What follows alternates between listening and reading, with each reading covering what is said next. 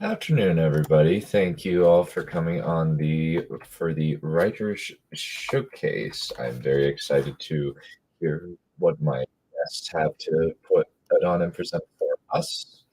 Anyway, allow me to bring in my guests, starting off with let's go with Carl.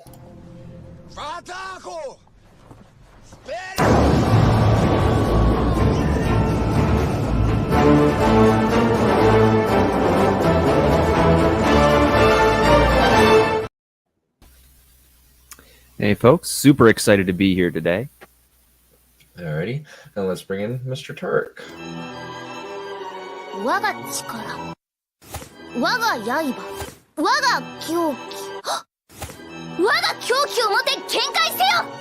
エクスはーうがせエクスプロージョン。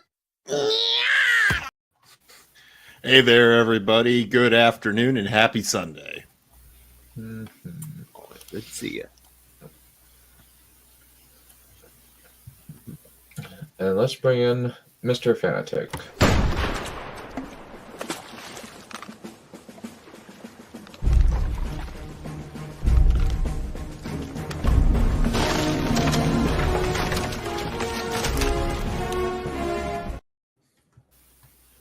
Hello.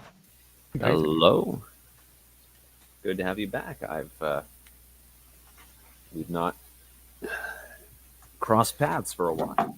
Yeah, it's been a while. I remember listening to Gates of Dawn quite a while ago. I really enjoyed your voice acting. That was wonderful. Oh boy, I haven't brought one of those on in a while. Yeah, I think I bought it straight after. Alrighty, let's bring in Mr.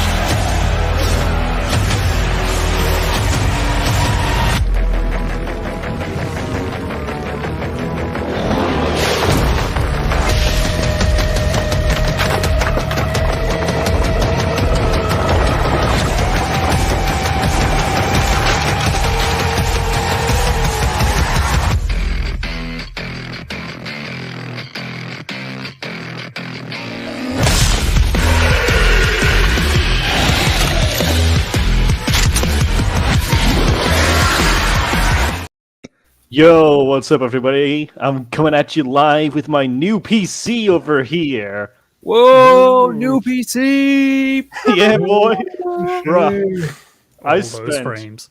I spent all of last night working on this shit, and holy crap, the absolute freaking jump in tech. I went from like a 960 graphics card to a 360 RTX Ti graphics card. Do you mean 30? Wow. Wow, Yeah. just listen to those numbers. They mean stuff. They totally Basically- mean stuff. I went from Basically, to put it in perspective, he jumped several epochs from like the Stone Age to at least, I don't know, the Renaissance. Yeah, basically. I went from 8 gigs of RAM to freaking 32. Like, Good I lord. quadrupled that number. Screw Stone Age. He was more like It's Neanderthal. mathematically correct. I'm going to put it like this. I went from barely being able to run Doom Eternal on lower graphics to being able to run it with ray tracing on. I'm surprised you were able to run it on a 960 or a 980, whatever you had before. You want to see more surprising? What? I actually managed to beat the game on Ultra Nightmare several times for a laugh. So, All right. yeah, I got to play some Doom this morning. So what you're saying is you're a masochist. Yeah, sure, totally. I don't know. It's People just like harder little with higher frame rates for some reason. He hangs out with us. Of course, he's a masochist. Oh, see, I was mistaken. I forgot the company he keeps. Yeah. Alrighty, so First off, any time constraints that I need to be aware of? Nope. None for me. We do have guests coming over later today, but I think I should be fine. Okay, so let's do Asia, then Fanatic, and then Tarek, then Carl. Just Okay. go clockwise. Let's go counterclockwise. All right. Well, Oh, cool. in that case, I'll just go ahead and pick up where we left off last time. Let's see. So, chapter 17, The Welcome Party. Rosa, the night before of her, the night Rosa has been training for approximately 6 months now, and the night before she returns back into service, in the hopes of being deployed back on Earth, she finds herself kidnapped and returned to her home planet, but under perilous circumstances, being told that she must kill one of her friends in order to save her own life. But unbeknownst to her, they, well, actually, no, not unbeknownst to her. Well, actually, yeah. So Malik is also being, it was almost nearly blamed for her disappearance as being assigned to finding her once again. However, she now finds herself back on Earth, strolling down through an uncanny valley in the most literal sense of the terms. So, I'll just simply pick up where I last left off. Her feet rolled off the ground, her shoes crushing the grass beneath her with every step. The canyon walls cast long shadows on her as the sky shifted from blue to deep purple, and the flora illuminated their surroundings with a bioluminescent glow. Yet, in the distance, she could still see the orange light of the setting sun. Lucia scanned the canyon walls, seeing tunnels where the corridors would be, and ancient metal rusting where the paint had chipped off.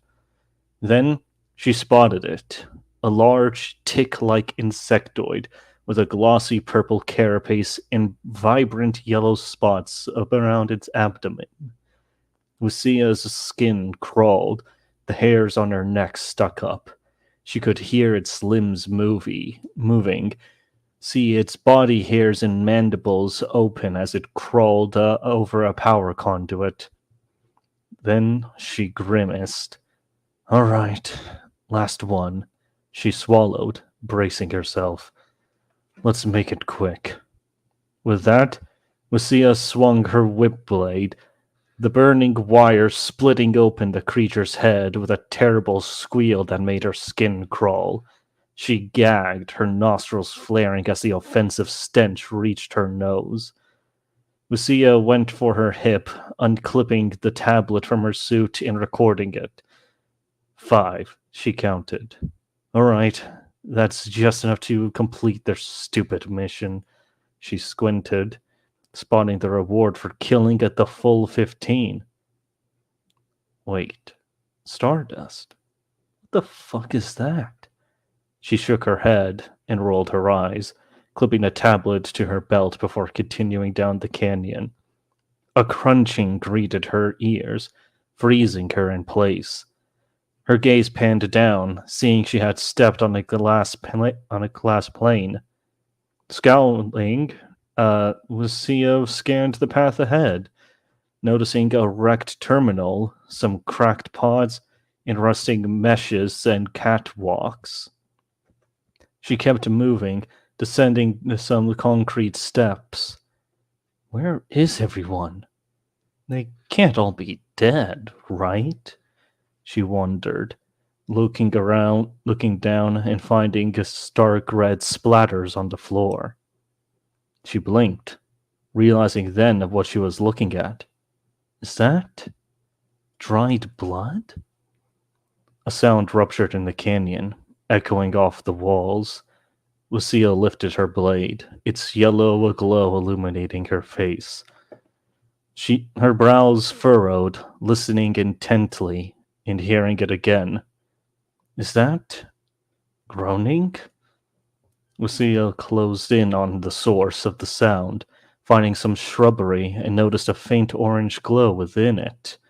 Then, with a sudden, swift motion, Lucia turned the corner, pointing the tip of her blade at the woman, who immediately pulled out her sidearm. The woman's eyes shot open, shocked, while Lucia examined her. Her hair was cherry red, and she was dressed in a close-fitting, almost skin-tight black bodysuit, streaks of luminescent red running down its length. The suit had several cutouts throughout her form, exposing her cinnamon-like complexion. Curious still was the symbol on her collar, a scarlet side profile of a majestic crested swan. The woman lowered her pistol, and Lucia did likewise, just now seeing the several golden nails stuck into her. She looked back at the woman's face, her heart racing. It was like looking into a mirror. Her gaze met the woman's scarlet eyes, seeing them water as she smiled. "Rosa? Madre?" she uttered, her words barely escaping her cherry-red lips. Lucia blushed, the tension in her muscles melting away. "Mother? Why did you just call me?" She blinked, her eyes starting down to the needle stuck in Cherry's body. A burning sensation ignited within her heart as a stern conviction manifested in her expression. Lucia placed her weapon aside and lowered herself. "Here, let me help you out." She reached for the nail, jolting when Cherry grabbed her arm. The daughter of the Flameheart shook her head, her lower lip quivering. "No, don't." Lucia's pulse spiked, the fire burning hotter as her eyes watered. "Bullshit! I'm not leaving you. Your sister, Maria. She's been looking for you." Lucia froze, the wind knocked out of her. You know my sister? Where is she?" Cherry shook her head. "I don't know. We were supposed to find you and bring you back to Anatolia." Lucia's eyes dulled, the phantom's imagery surfacing in her head. Anatolia? But that's where a rustling reached her ears, and Cherry's eyes shot open, then tensed. "Lo siento, madre." Lucia shook her head before staggering back as Cherry kicked her dead center. "Get away from me, you bitch!" Lucia, bewildered, shouted back at her. "What the fuck are you doing? I'm just trying to..." A swoosh sounded off, and Lucia froze, feeling a blade hovering next to her neck. "You are just trying to what?" A deep, distorted, masculine voice uttered. She raised her arms, watching Cherry rest her head back. Lucia turned around, greeted by a savage figure. Its head resembled the skull of a cyclops, with a glowing orange eye. Its form was charcoal in color, with artificial muscle fibers visible between the solid plates. Lucia's gaze wandered to the bright golden blade extended from the side of its arm, piecing it together. You did this." The cyborg didn't change its tone, remaining cold and unfazed. "Of course. Matri made our orders clear. We are to extract the heart from this WMD and bring it back for recycling." Lucia's fingers and eyes twitched. "It? Recycling?" She lowered her hands, a fire igniting within. "How can you say that? That's a human being you're talking about." The cyborg tilted its head, the glow of Lucia's pink flames illuminating its form. "I understand it's hard to comprehend this, Whipper Unit 6976, but my name is Lucia, and you'll be dead if you don't move out of the way," the hunter threatened. Lucia froze, the fire going out as her face paled. Her eyes strained as she tried to figure out the best way to take the conversation. But as soon as she opened her mouth, Cherry intervened. "Lucia, please," she begged. "It's not worth it. Just do as he says." Lucia peeked behind herself and at Cherry, hearing her groan as she pulled out yet another nail. I'll be fine." Yes, Lucia, the hunter concurred, pressing its wrist-mounted blade right over her heart. We wouldn't want to have to kill 2 humans in one day, do we? Her eyes widened and her pupils dilated. She finally spotted them, their shapes moving behind the squad leader.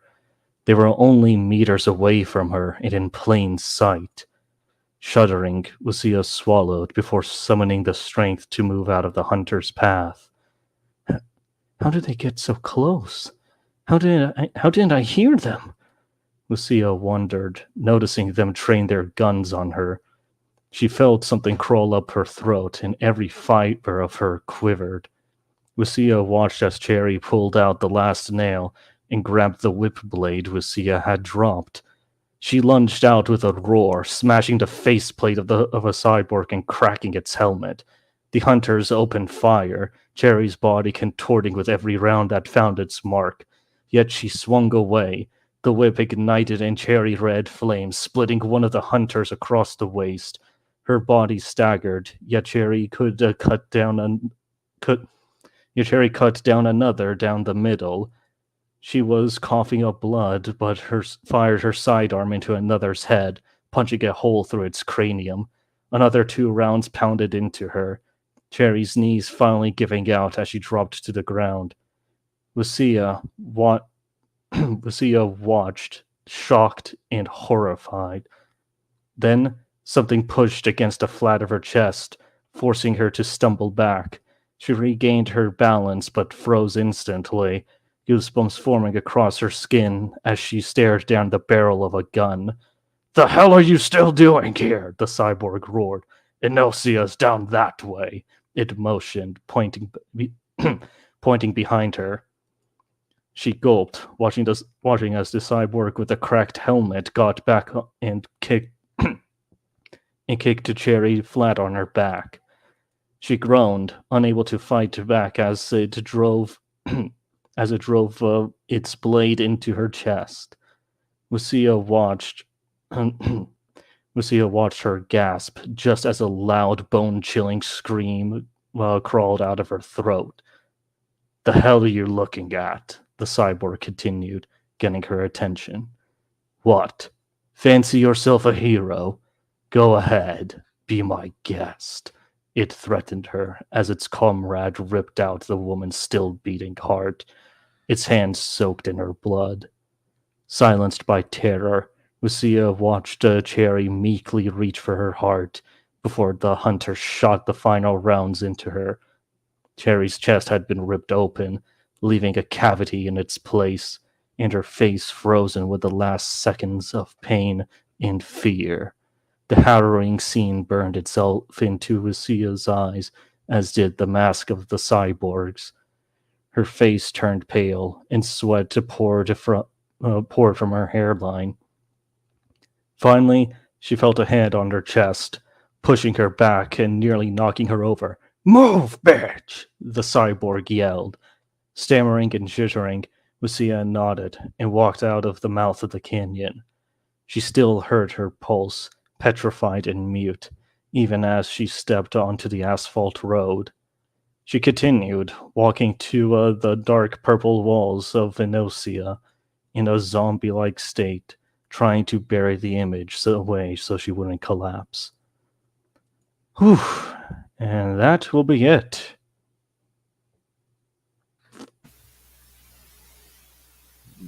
Very nice. My apologies for the stammering. For any like, I didn't exactly proofread this before presenting today.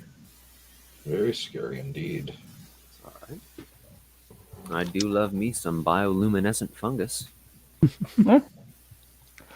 Yeah, when I was looking at the environment that I described over here, I realized that it's rather stale, isn't it?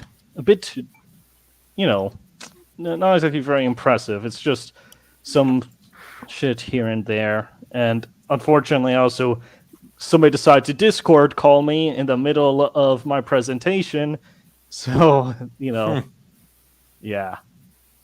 Yeah, I know what that's like. Yeah. rather annoying, but show must go on. No worries. Oh, that was good. It was really interesting. I like the interactions with the androids. Yeah. Thank you. Yeah, sorry to Becca and Valerian over there. Yeah, there was some tism here and there that still needed to be ironed out. Bit of some redundancy, a little overcomplicating here and there. It's all right. That's just the process. Yep. Anyway, any thoughts on the characterization over here?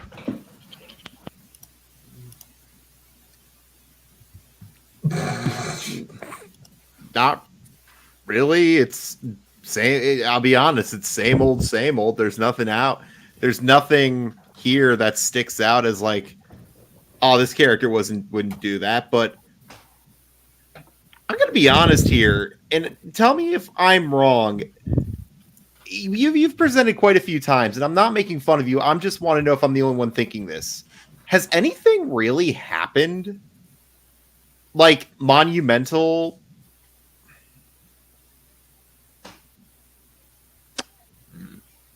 This is a good question. Is the plot moving forward with each chapter?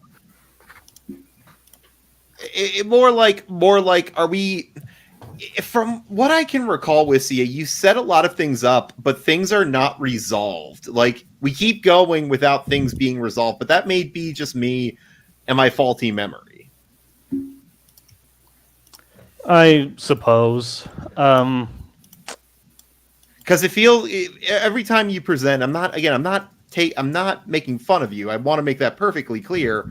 It just feels like we keep bouncing around from thing to thing. Without anything having been resolved from other chapters. You know what I mean? It really does start over. Yeah, a few times now. Oh, you're rewriting. Yeah. I think I did actually resolve a few things as far as characterization is concerned. But as far as like plot progression,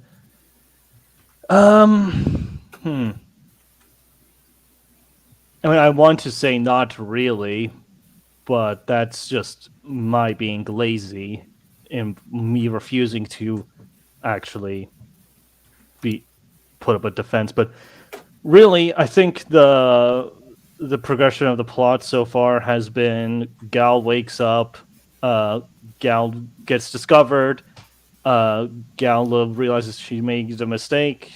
She tries to correct a mistake. She's put inside a hostile environment. She has to find a way to put up with it or deal with it, at least until she can get it back home. And then one night, all of a sudden, she finds that she's back home, but not exactly the way that she wanted to be back home. So really, nothing has been resolved yet. Yeah, sort of. I mean, as far as like big mysteries and big questions is concerned, not a whole lot has been resolved.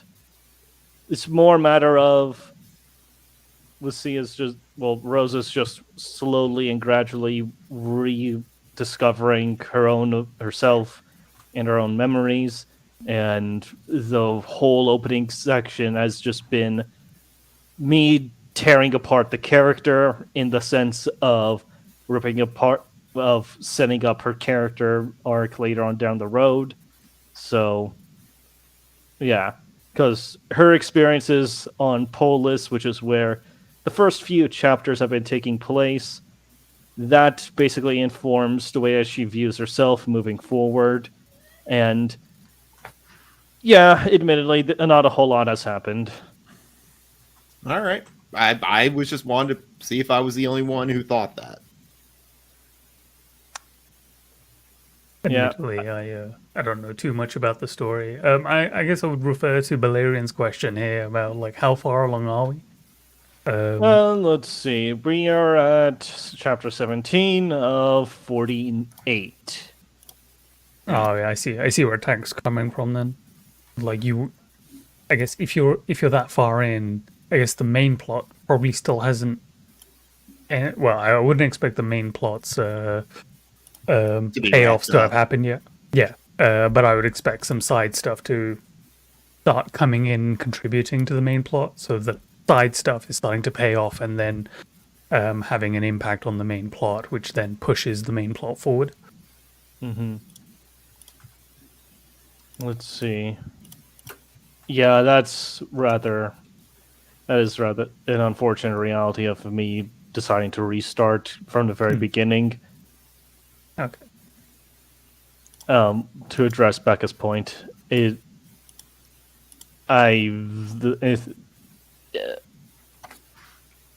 already said it.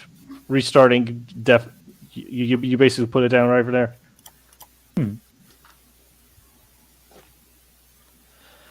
Yeah, that's. Would it be worth timelining your events so that you can see what's happened so far, and then so you can get an idea of everything that's happened, and like any of the threads that are still kind of outside that you can start bringing in, things that have been left out that you could probably start bringing them in by like I guess this chapter. Actually, I do think there was one bit resolved, and that was Terra and Lucia's relationship. Because originally, when these two characters are first introduced to each other, it starts off pretty rocky, and gradually over time, they actually start to like each other, and eventually, Terra just tells her basically her full story, which was the chapter prior to this one. But also, as all this stuff is progressing, Rosa's recalling more and more of her memory and piecing together more and more what exactly happened back home, but doesn't have the full picture quite yet. All right. So, I suppose that is the progression of the plot. Anyway, any other thoughts on the chapter as far as criticisms is concerned, or anything praiseworthy? I would say you use the word uttered a little bit too often. That's one of the things I started noticing. It's like, he uses that word a lot.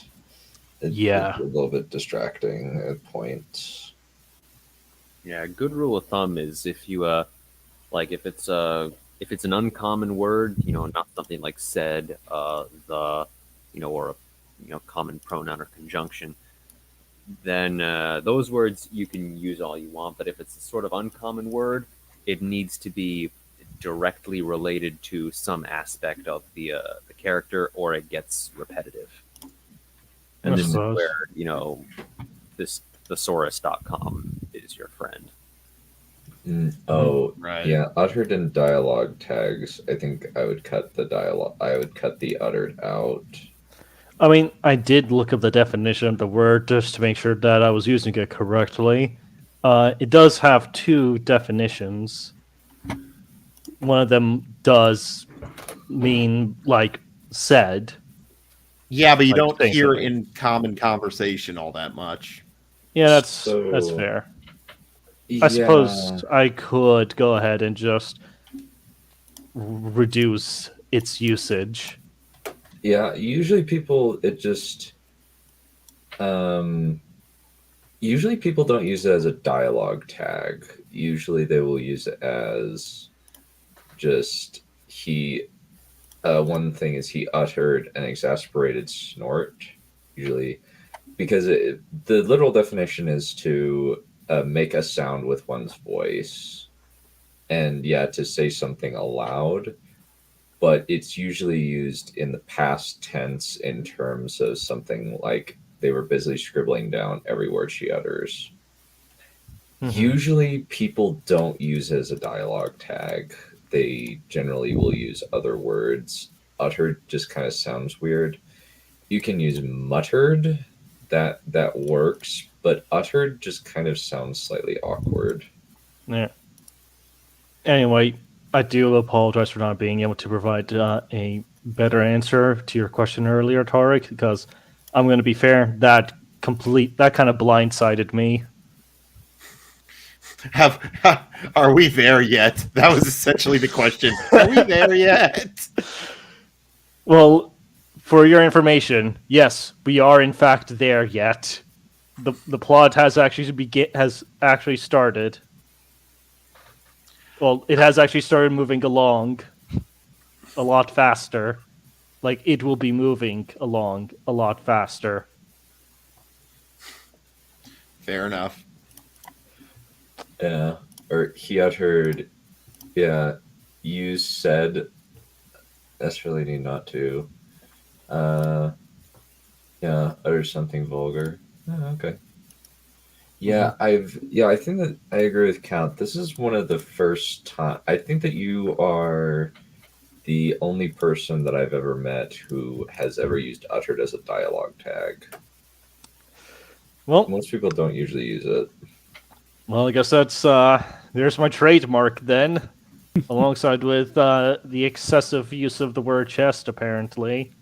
It's not the chess part that's the issue, man. Let me guess. It's whose. It's not even that. It's how it's used. Ah. Okay, yeah, that's fair. It's sort of like fire, you know? It's nice, it's warm, it's comfortable, but you will get burned if you don't use it, right? Yeah, fair enough. Anyway, if it's still... Hold on. No one's going to call me out for that one. Nobody's going to call me out for calling chess nice, warm, and comfortable. I can't believe it. I was being too subtle. Wow. I imagine that Becca has a very nice pillow for you.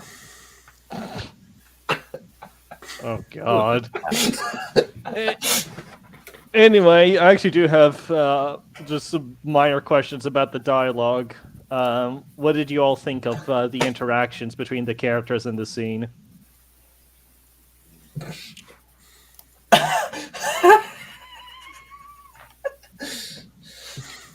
I don't know what she's doing there, but it was fine. It seemed serviceable, but you understand my point though. Like, you can talk your fucking mouth off, but if you're not going anywhere, it's just a rambling conversation. Yeah, fair enough. Brevity is the soul of wit, I think they say. Yeah. Mm-hmm. Are we going anti-long man here?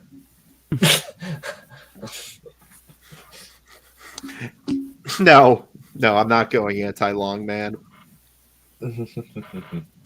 So, I'm assuming nobody has any other comments to say about like the interaction between Rosa and the hunters in the scene, or the mystery that Cherry sets up with her running into Rosa the way that she does. I didn't notice anything nothing stood out for me as a red flag.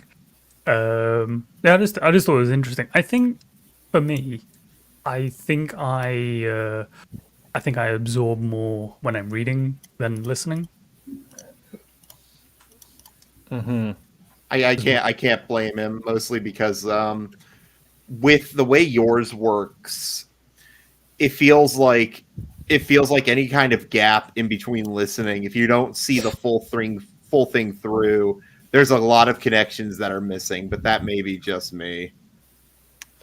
I mean, yeah, to be fair, even when I'm trying to recap it, sometimes I forget like one or two details that actually does come up in the chapter. Like, oh yeah, that's right. Rosa has dreams of this lady that she thinks might be her sister.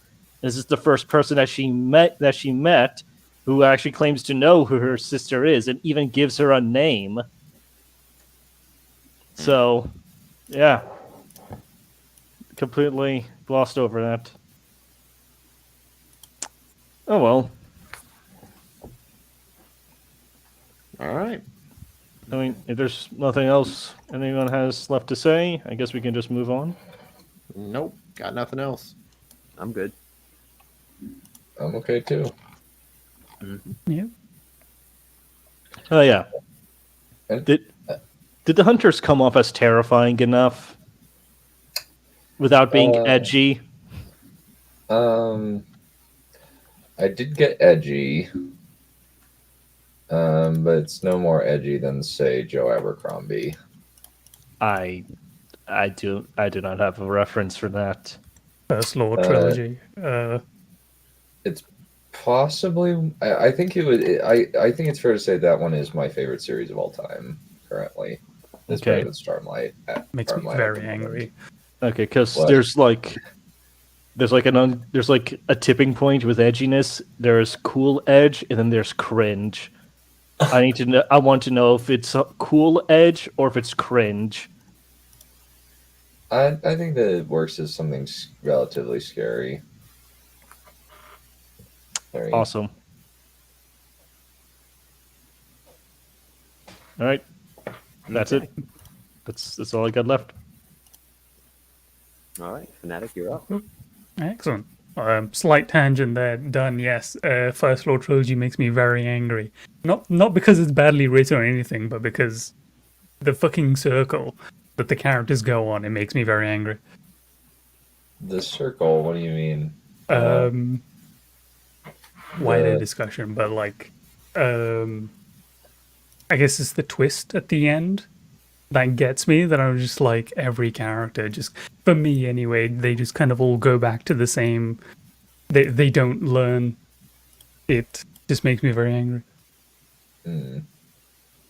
I see. So, kind of the idea that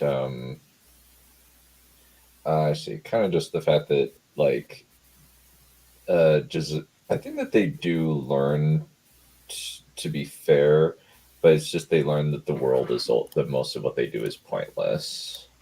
Like Giselle, for example, he just kind of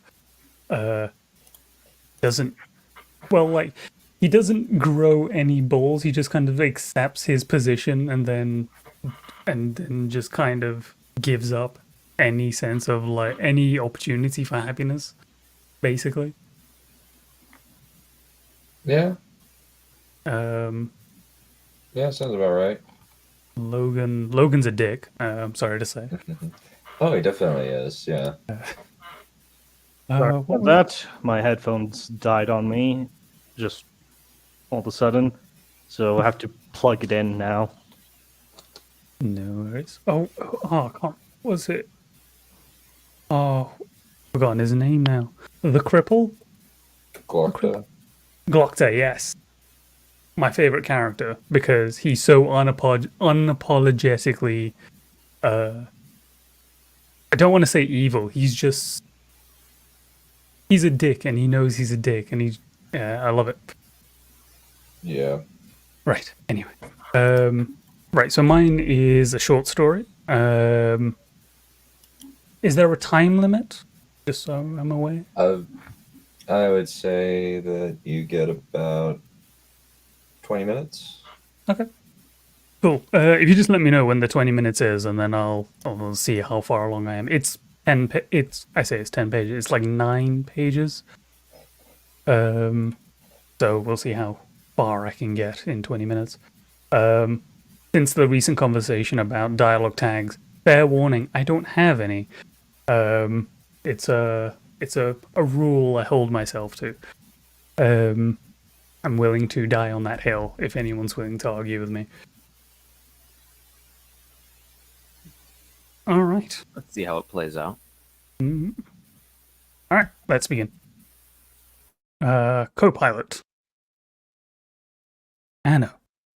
With a chime, the synthetic voice of his co-pilot filled his ears. Greetings, OZ9-582-195. How may be of assistance? The task was simple. Analysis. A faint, rhythmic beeping commenced as it began to consume the tiny details of the scene before him. Someone had been murdered, or so the cops assumed. A body was nowhere to be seen, and yet they acted like the case was closed already. At his feet lay broken vases, remnants of what one had been a chair set by a wall to his right. The rug was torn, more by time than the altercation leading to this.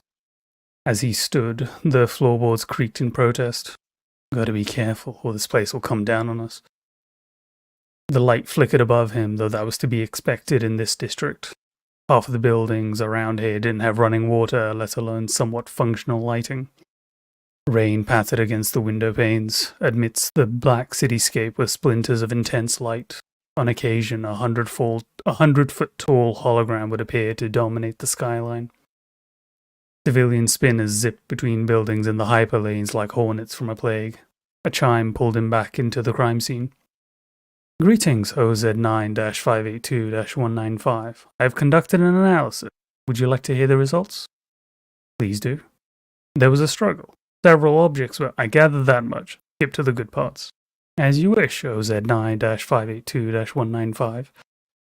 The spread of the objects suggests that there was no premeditation behind them. Thus I conclude that these were used by the victim to slow the perpetrator. Oz. I do not understand, OZ9-582-195. Call me Oz. Madam had taken to calling him that when OZ9-582-195 became too cumbersome. After a moment it chimed again. Oz, I have placed this alias on your record. He rolled his eyes, something he learned from Madam. Please continue. Nothing that was thrown had slowed down the perpetrator. On examination, this vase was of clay found in the northern region of California. It is known for its increased mass, which makes it ideal for placing on bedside tables, and I don't need this thing advertised to me. Get on with it. As you wish, Oz. The perpetrator left small indentations in the floorboard. The wood is oak, sourced from Eastern America. Don't tell me it makes good material for a cabinet. Stay on topic. It was silent for a few seconds. The wood is not easily bent, so a perp has some weight on it. It chimed in agreement.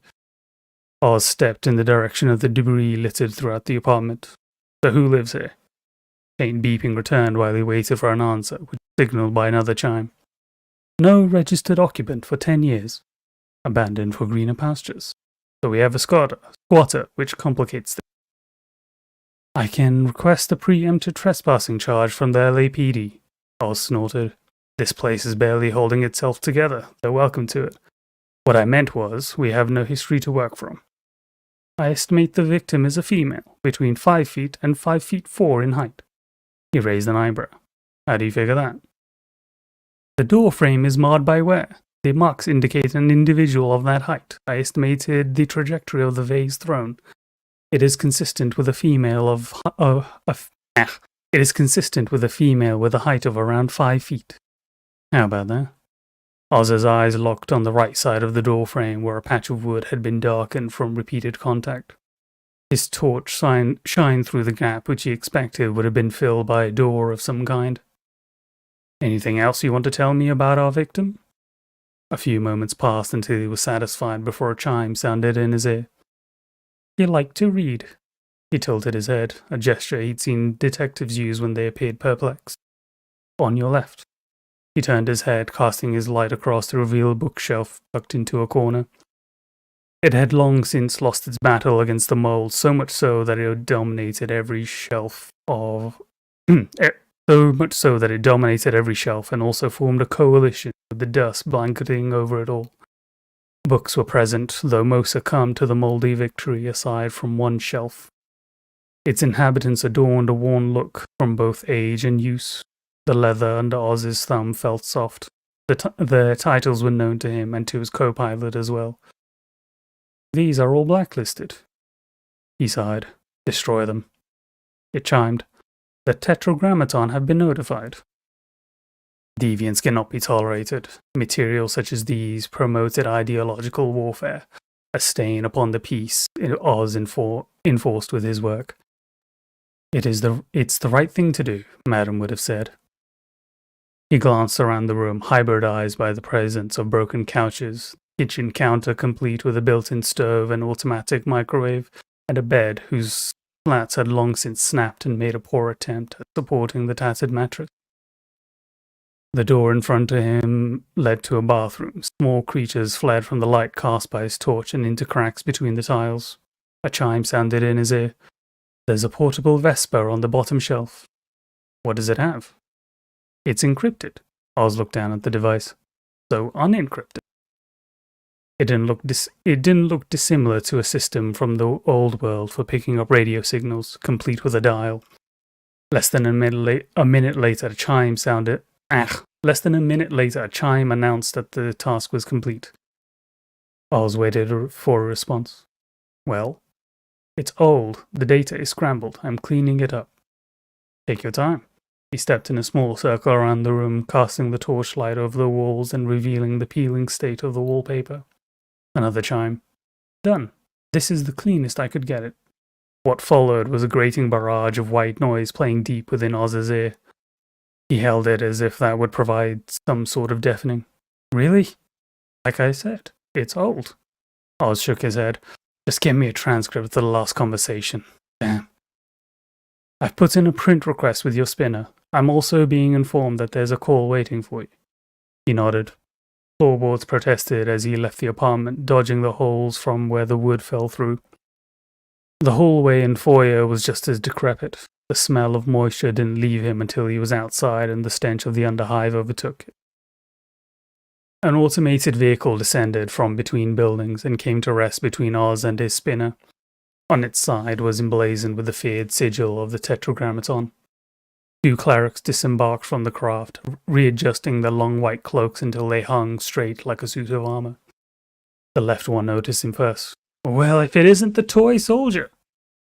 His partner gave off loud chuckles. Your madam finally wound you up and let you out of your little box, did she? Uproarious laughter took the both of them as they entered the apartment building, wielding their tools of destruction. Approaching the spinner, Oz pressed a button on the wrist-mounted panel. Within a second, the vehicle hummed awake and the door sliced upwards. Once he was in the pilot seat, the door returned into place and paper streamed out of a slit in the dashboard. He ripped it out of the printer and set it down on the passenger seat when the receiver screen flickered to life. The mixture of pixels formed Madam's face, her eyes fixed on the camera. Her lips began to move. The words emanated from speakers behind the little receiver box. How's your co-pilot? Oz looked at his reflection in the windshield, focusing on the blinking light in his ear. Satisfactory. Needs refinement. Give it a good field test. They're looking to upgrade all of the Andes. Oz nodded. Yes, madam. How close are you to tying this one up? I'll find her tonight. Madam's lips broke into a small smile. Good. Get to it. The receiver was silent as it deactivated, the screen blinking into black. A chime sounded in his ear. She seems nice. He picked up the transcript. Quiet. This is going to sound strange. It's a transcript, so you're just going to have to bear with me on this. 1. Get away from me. 2. Why won't you believe me? 1. Because you've lost your mind. 2. I can find a way out of here. Mercer knows. 1. Mercer is dead. Unintelligible. 1. No, Ire, stop. Unintelligible. 2. I'll take us to Eden. Oz raised his head to look back at his reflection. Cross-reference Ire with known Mercer disciples. A few seconds of silence later, a chime sounded in time with the earpieces blinking. No matches. Where's the nearest enclave? The nav console blipped to life, a course already plotted. Beneath his feet, engines hummed, spooling and gathering in fury. The artificial voice spoke in his ear with simulated emotional tones. I am able to pilot this spinner. No. He began to recoil in digital disappointment. I am equipped with the latest flight models and real-time traffic updates. False pledges. Oz took hold of the steering wheel. Get back in your fucking cloud. The ground shrunk away in a smooth motion. Oz strafed the craft right to avoid an automated hover, its advertisements bathing him in colors and shaking the spinner with its gigantic speakers as he flew by. Mars awaits. Start a new life on a new world. His kind were out there, laborers in hostile environments, growing food on a dead planet like Mars or weathering Venus's adverse climate. Better than a metal box on Luna or retirement. The Enclave was nothing more than an apartment building a couple blocks away. He was thankful to not have to brave the hyperlanes where a moment of hesitation could cause carnage. His spinner weaved between high-rises until the structure came into view, tucked between other taller buildings. Obscurity through obscurity, the Mercerist way. He came to land on its roof, and once the door sliced upwards, he was assaulted by a cocktail of smells, the most notable being that of garlic. He brought the zipper up on his coat until his nose was obscured by the wide collar and proceeded towards the stairwell. The smell was stronger, but not as overpowering as he descended the steps. The highest floor was 12. Oz knew that he would have to make his way to the 5th. He even knew the apartment. Predictable as always. They call it love, though it looks more like obsession. He stood in front of the door marked 517. His co-pilot returning from its silent dismissal chimed. The same apartment Wilbur Mercer lived in. Oz scoffed. They dozed that monstrosity decades ago. His disciples like to use it as if it will protect them. It didn't chime this time. Instead, it let off a soft tone. Does it protect them? It didn't protect Mercer when they came for him. He rapped his knuckles against the door. Beyond, he heard shuffling, muddled whispering, and bubbles. A few seconds later, heavy footsteps approached. Bolts slid out of place, and then the door creaked open. The figure towered over Oz by a couple of inches, sporting such a wide frame it blocked all view into the room. Yes. His voice lacked all tonal quality. He might have been a chickenhead if he didn't reek of android. Are you Ire? Oz watched as the man's face in the smallest possible movement twitched at the name. Who are you? Oz pulled his ID card from the breast pocket of his coat. Police. The co-pilot chimed, but said nothing. Ire's expression was changing beneath the nonchalant visage. I've done nothing wrong. I was just cooking. Is that what I smell? Oz was pointing at a vague spot somewhere behind the man. Can I take a look inside? There it was again, the slight jolt in the corner of his mouth. He moved his lips like he was about to speak, but then stepped back into the room. Oz moved past him. The bubbling he had heard emanated from a pot on the stove.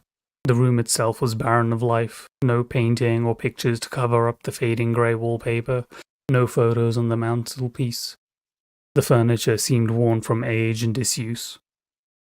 The smell of garlic overtook everything. The more Oz lingered on it, the more he sensed the scents hiding in the undertones. He expected that of dust, but there was another, less grating aroma. Cooked meat. He paused at the chime in his ear. The voice was quiet, as if Ire might hear it. There's a black empathy box under the table. 2 o'clock. He followed the direction with his eyes until he saw the machine camouflage in the shadows. His hand was reaching for the weapon at his hip when a hand grabbed his face before his vision blackened. He heard the co-pilot's alarms and glimpsed the burns along Ire's palm. Oz woke standing on that hillside, dead weeds crunching under his feet while a sunless sky glowing a dull orange hung over him. No! No! His voice was hoarse. The sound leaving his throat was like scraping against sandpaper. Pain pierced his head, needling the back of his eyes.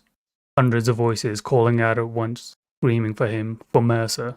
He was Mercer. The same featureless robe and shoeless feet. They were calling out to him. He turned his head towards the top of the hill. A shadow radiated from it in all its malevolence. No, no, no, no! It was wrong. It was all wrong. It was too perfect in its wrongness.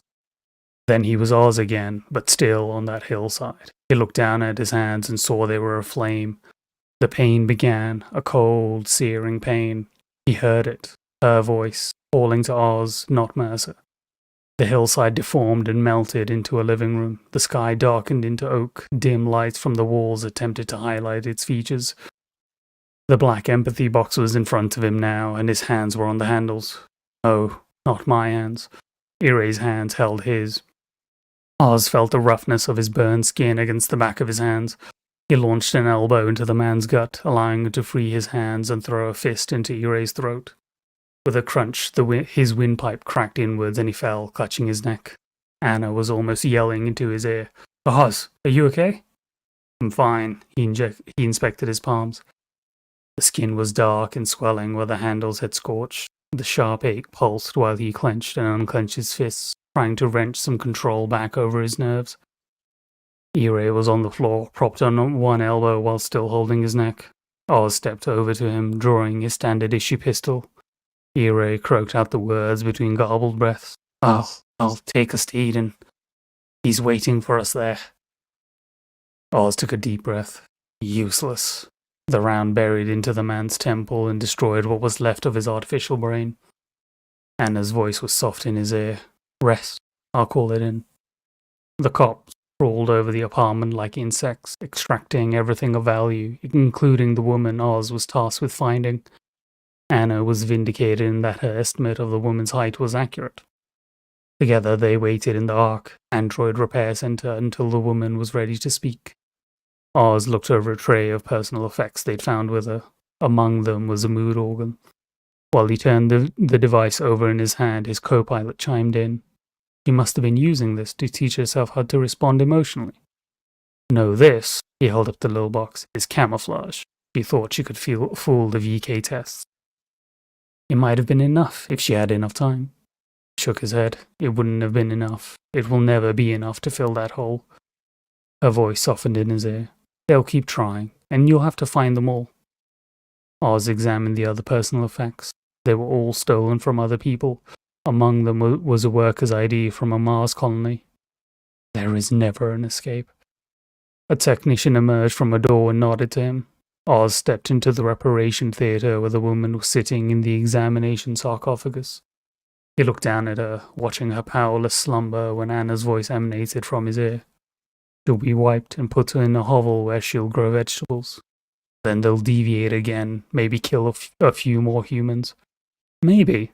It's a shame, though. He raised an eyebrow. What is? He has already been retired, at 1820. Oz's gaze fell on the clock. The second hand slammed against 12, marking the time of 1815. And we're done. Fascinating. Yeah, definitely. Getting a real cyberpunk vibe off of this. Oh yeah, absolutely. All the things, AI. Spinners, is that a Blade Runner reference? Yes, there's a few different references in here. I mean, when you started discussing things like rogue androids and officers having to put them down or whatever, that in the empathy box bit where they suggested that the android was trying to fool some sort of test, I instantly started thinking, oh, so you drew a lot of inspiration from Blade Runner. I feel like that was like a core inspiration here. Yeah, Electric Sheep. There was a lot of, you could say it's kind of a fanfic of Electric Sheep, but I'm throwing in a lot of different things as well. Well, I did not want to degrade it by calling it a fan fiction. It's basically taking the Asimov concepts and putting it in somewhere. Since I believe it was Asimov who thought of all of these. Yeah. So Foundation, it was basically inspired by the Roman Empire? Yeah, Foundation was basically the rise and was basically to follow the Roman Empire and its replacement effectively by the Church. But, in space. Millions of years in the future. Oh, I love Foundation. Also, apparently, Professor Legasov is running around making problems as usual. So, Fanatic, what do you think of the Apple TV series? Hate it. It's a monstrosity, an absolute abomination of TV. Apple TV series of what? Foundation. Hang on. I combined it with a meme from the if the Emperor had a text-to-speech device, and it's, oh my god, I hate that TV show. I had a feeling so much. you were I had a feeling you were a man of culture. Yeah, I have not heard good things about even morons like Just Right hate the show. Who, even though Just Right kind of likes everything, except for Rise of Skywalker, Modern Marvel, Game of Thrones season 8 and 7, and yet he likes The Last Jedi for some reason. It's because I think I know what it is. He only dislikes the things that are safe to dislike. The things that doesn't require a whole lot of thinking in order to, immediately discard as worthless. But the stuff that requires some thinking, he can't do it, so he doesn't. If the Apple TV show had any other name, like if it just wasn't Foundation, it wouldn't make me want to scream every minute of that show. I mean, part of it is that Foundation, the book series, is basically impossible to adapt as is. Really? Yeah, I mean, it's a series of short stories that were basically stitched together around a single theme. It's each short story has up to decades, sometimes hundreds of years between each other. You'd basically be dealing with a completely different cast every 3 episodes. So unless you're doing like a Sharp series where you'd have mini 2-hour long episodes, as essentially a mini series, there's no way to effectively adapt it for a conventional season of television without some massive changes to the source material. Yeah, so Goya's approach to the Apple TV show was to just bastardize everything that Foundation is. Essentially. Yeah, from what David Goyer sucks, period. He's only good when he has Christopher Nolan telling him what to do. Yep. It wouldn't be so bad, but there's like certain scenes like that scene with where the artist, going over the painting, and the Emperor says, "Oh, we found some of Raven Selden's material in your chambers," and the writer who lives in my brain just immediately says, "Oh, hey, I could do a really good scene with that and still come up with the same result." Why wasn't I involved with that? I made a meme video. It's in the private chat if you want to see. It's 40 seconds long, but my God, that scene makes me laugh. It's oh. There's some colors more resistant to cleaning than others. Some. Oh yeah, that's the scene. Some with them particularly tough to live with. Crimson suffering. Right. I'm happy to report that this word not this person. Truthfully written by my hand. There is no die.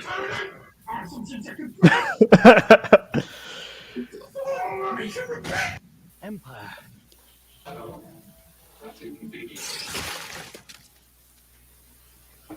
Shit. There you go. Wow. Bro, I'm gonna say it. That bit in the TTS when Asriel has his big epiphany and then he sees the freaking book and instantly snaps. My God, that is comedy. That is the pinnacle of comedy right there. And he's just like, okay, Asmodai, destroy Cole. Yes. That's the scene I was mentioning. There is a scene that wants to get out. It's in my head. I don't know. Maybe I'll scrawl it down and fop it on another showcase like this. But it's just I need to do something to salvage that scene. Done. You know how Wheel of Prime is Codex's kryptonite? Well, this show is mine. Oh gosh. I'm a mathematician. I studied mathematics for most of my life. The show makes me physically very angry to watch. Man, that's like me with Kenobi. Yeah. God. I whole ass broke character and reverted back to my old self when we were going through that shit.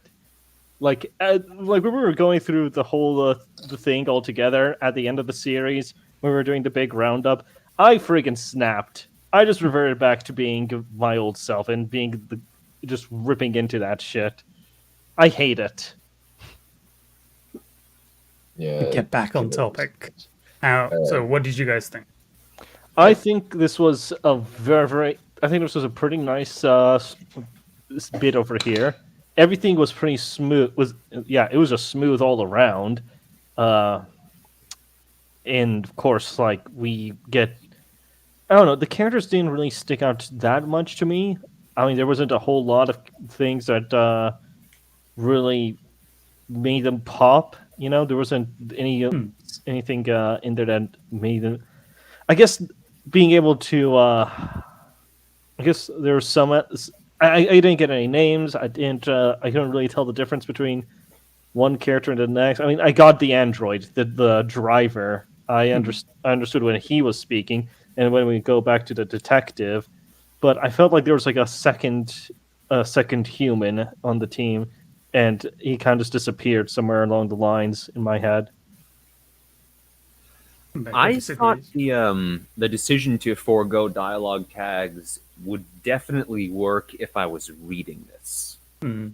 You know, if in the spoken form it does get a little weird, difficult to tell apart. You know, especially if the person narrating it doesn't really have a lot of different voices to go through. You know, otherwise you just have to sort of rely on timing and emphasis in the sentence.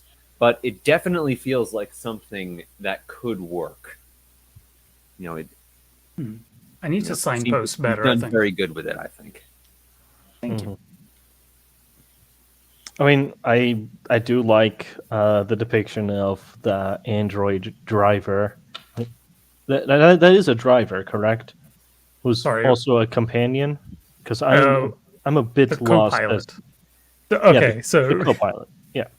To give more context on like what's happening kind of behind the scenes. So Oz is the main character. He's an android detective. He's basically part of what's known as the co-pilot program, and the co-pilot is an AI that they carry around with them that's plugged into their sensors. So the co-pilot can see and hear everything that the android does, and it's designed to basically assist. So everything he sees and hears, it's supposed to assist with analysis. It analyzes scenes for him, details he might miss, and it's all supposed to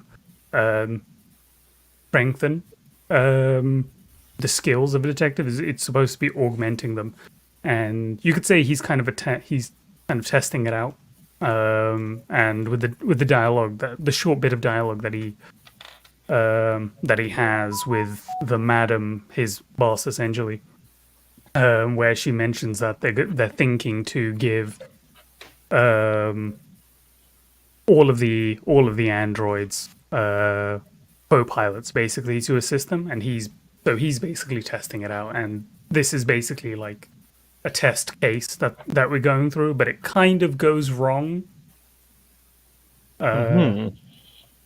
because of because the people he's chasing, the one here, Ire, he's a mercerist, and he uses an empathy box to basically interact with the prophecy of Wilbur Mercer, and the thing is that's only supposed to work with humans, because humans, it's designed to interface with humans, the boxes, that is.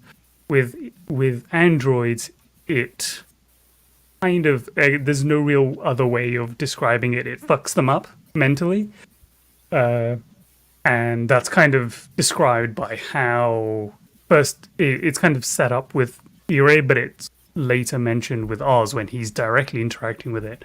It's physically burning his hands to even be connected to the thing.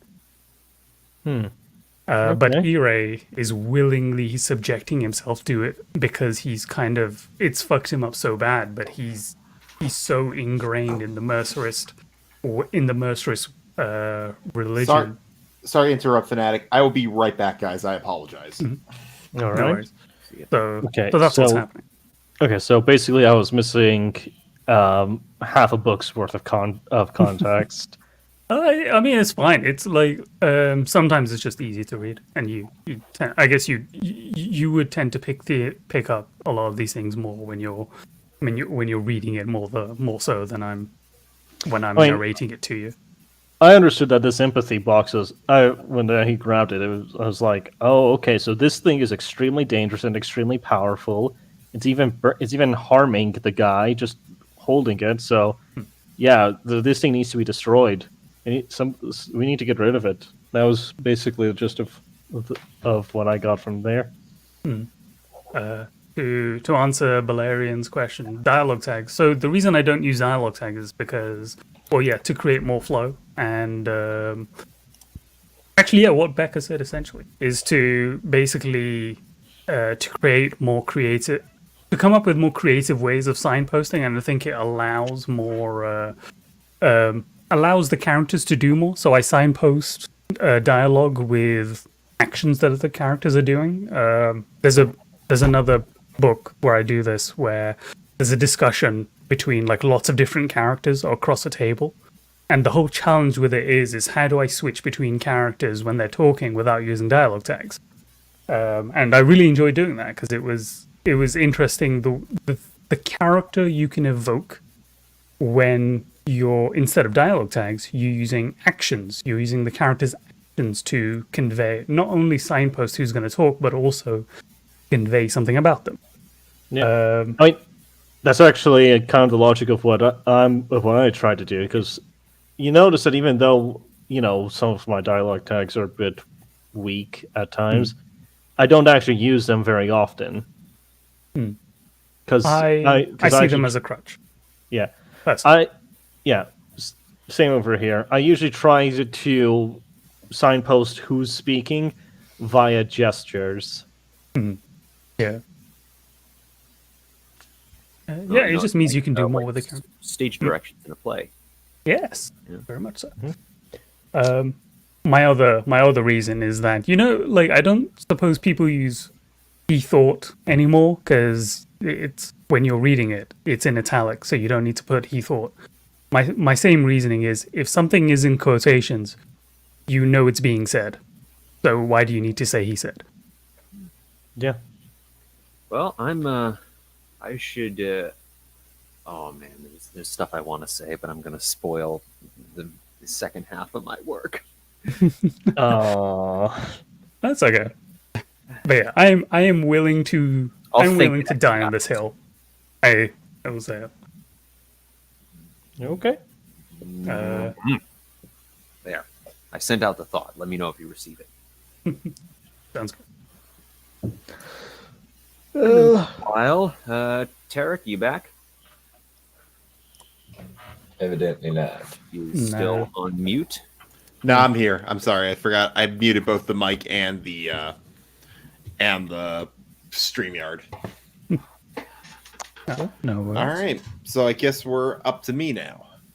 Yep. I think so. I don't think anyone has anything else. It's worth noting that tags used correctly can be used for a certain type of tone and rhythm where you want to slow down flow and such, so I think they still have their place.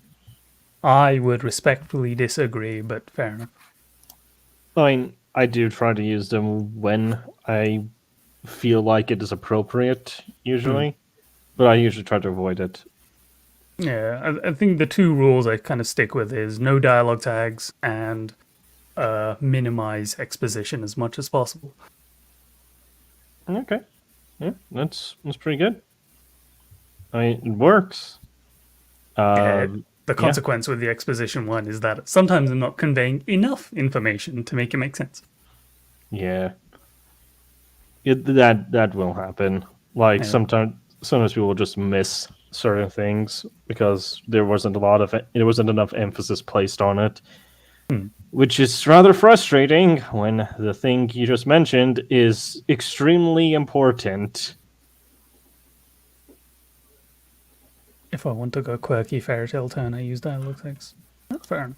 I think there was one specific scene where I had to use dialogue tags because I had to use one dialogue tag because the character, he was trying to call out to someone who's walking away from him, and I couldn't. In my head, I couldn't there's no other way for me to demonstrate this. I just need to use the tag. That's unfortunate. I imagine that was physically painful. Very much so. I was just oh man, it was like somebody holding a gun to my head and use it, do it. Do it. Do it. There we go. Anyway, thank you. If anyone wants to read it, it's in what's that channel called? Story Share? Yeah, Story Share and Beta Raiders. Yep, that one. It's in there. The first draft, that is. Awesome. Yeah, because I pretty much finished it today. I wrote 4 pages today to completely finish it off. Okay. So yeah, there are likely very many issues. Anyway, yeah, I'm done. Okay. All right, so I guess it's on me now. So, last we left off, Aviana had just started school at the Alchemist Union, and she basically had her first day and kind of learned what's to be expected of her. And that was really about it for the last chapter. It was just her going to school for the first day as well as continuing her education. And that leads us to where we are today. All right. Darkness clouded Aviana's vision. It was a peaceful kind of darkness that she longed for, but every few seconds she could hear someone yelling out to her, "Aviana, Aviana, Aviana!" Her head shot up and she found herself facing a very annoyed-looking Catherine. "What is wrong with you today?" Catherine hissed, looking over her shoulder at the other patrons. It was a slow night at the Scattered Star, and only 2 tables were seated. Thankfully, neither one of them seemed to notice their discussion. "You already gave a poor performance at practice today, and now I find you sleeping when you should be mopping." "I'm sorry, Catherine," Aviana yawned. "I'm just so tired. I can barely keep my eyes open." Aviana whined as she struggled to stand upright. "Count yourself lucky York isn't here," Catherine said sternly before walking away. "All right," Aviana said weakly, placing her back against the wall as the patter of rain against the windows and quiet conversations threatened to lull her back to sleep. By the time Aviana arrived back at the training hall, her clothes had been soaked due to the rain. She didn't bother to light a candle as she shuffled to her bedroll. It had taken a few months, but she had finally gotten used to navigating in the dark. She kicked off her boots and laid her clothes out to dry on the railing before changing into a dry shirt and pants. She ignored her rumbling stomach as she crawled into her bedroll and tossed her fur blanket over her. The moment the fur covered her body, she was overcome by warmth and nestled her head against the pillows. Then sleep quickly took her. She was only pulled from her sleep when a delightful scent tickled her nose, as well as the sound of something moving. She groaned and slowly lifted her head off the bedroll, despite it throbbing in pain. When she looked at the source of the noise, she saw Silas squatting over one of the braziers, using a knife to turn something over on the grill. "Well, it's about time you woke up," Silas said as he continued to prod the meat. Despite desperately wanting to return to sleep, she forced herself to sit up straight and stay awake. "Silas, is it Sunday already?" Aviana asked as she rubbed the sleep from her eyes. "It is? What day did you think it was?" "I don't know. The last 2 months have been more like one really long day." "I see. Well, in any case, breakfast is done," Silas said, cleaning his knife and putting it away. Aviana started to drool as the smell of freshly cooked sausage, bacon, and potatoes teased her nose. "It smells delicious." "I'm glad to hear that. Now, if you want any, you're going to have to complete an exercise." "Exercise?" Aviana groaned. Before the last syllable left her mouth, Silas did something to the grill, and she heard a locking noise. It wasn't until he stepped away from the grill that she noticed it had been closed with a metal padlock on the cover. If you don't want to eat burnt meat, I suggest you open that up fast, Silas said, handing her a lockpick and pin. Aviana ground her teeth as she snatched the tools from Silas and knelt down next to the brazier. She put the pin in the lock, into the lock, and then the lockpick itself, and began testing the pins, sweat quickly overtaking her forehead. So, I spoke with Catherine and Raquela the other day, Silas said as he leaned against the railing in front of her. A cold sweat broke out on Aviana's forehead, easily overpowering the hot from the heat. What did they say? Aviana asked nervously, her hands trembling and sweating as she worked the lock. Catherine said that your performance over the last few weeks has left something to be desired. As for Raquela, she said you're struggling to keep up with the classes. Is there something we need to talk about? No, I'll be fine, Aviana answered as she continued to pick the lock. She could already smell the sausage and bacon starting to burn. Well, something must be wrong if they have such opinions. Silas, I'm doing my best. Will you just open, you stupid thing? Aviana cried out as she took the lock into her hands, trying to force it from the grill. It's a simple lock, Aviana. Have you not been practicing? Silas scolded. Aviana dropped the lock and turned to Silas, her face hotter than the fire. All I ever do is practice, Silas. When I'm not working in the tavern, the union, or with Catherine, I practice everything you teach me for hours a day. Maybe it's not me. Maybe you're just not teaching me right, Aviana screamed as she stared into Silas's eyes. The longer she stared at his icy blue eyes, the colder they became, till she could feel her very soul freezing over and had to look away. Without a word, Silas stood up straight and walked towards the trapdoor. Then, without a word, he was gone. Once he had departed, Aviana fell to the floor and whimpered as the smell of burnt meat began to permeate the hall, and her tears stained the floor. By the time Aviana had got the padlock off the grill, the food had been reduced to little more than ash. After extinguishing the fire and disposing of the remains, she decided to take a walk to the trade district. She tried not to think about what had happened that morning, but the longer she tried, the more it began to hurt. It wasn't until she caught the scent of salt water and fish that she realized where she was, the wharf of the trade district. Several large ships loomed over her as she walked down the wharf, only stopping to watch sailors walking onto and off of ships carrying large crates of cargo. She heard one of them yell and then saw a sailor stumble as the crate fell out of his hand and crashed to the stone wharf. Be careful with the cargo, you miserable sot! A man in a blue coat screamed from the ship. As the man picked up the crate and walked past Aviana, she could hear him mutter something under his breath. It wasn't until he put the box down with the others that she noticed each crate had a word on them.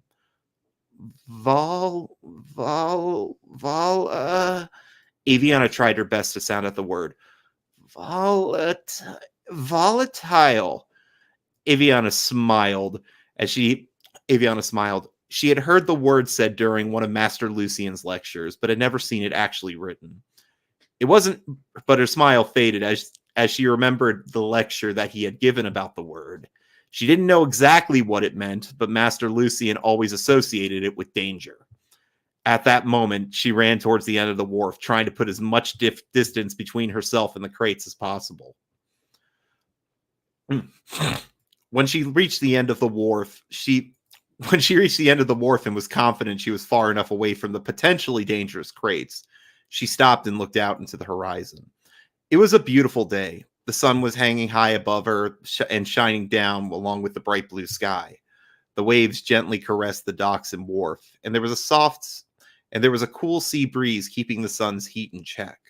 She was grateful to experience such a beautiful day.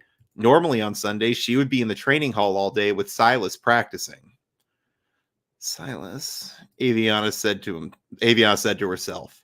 She leaned against the railing and looked down at the dock where a man was fishing. After a few moments of watching the man reel in fish reel in several fish, he turned, revealing a familiar face in a gray and goatee. Silas? What's he doing here? Aviana asked herself. She was about to walk towards him, but stopped. Is he still angry? Would he be angry if I went up to him so soon? I really should apologize, Aviana said to herself. In the end, she slowly walked down the wooden pier and got as quietly as she could. When she was just a few steps away, Silas raised his hand and she stopped. She watched as he placed his hand back on his pole and began to turn something on the rod. A moment later, a large fish rose from below the pier, dangling on a line.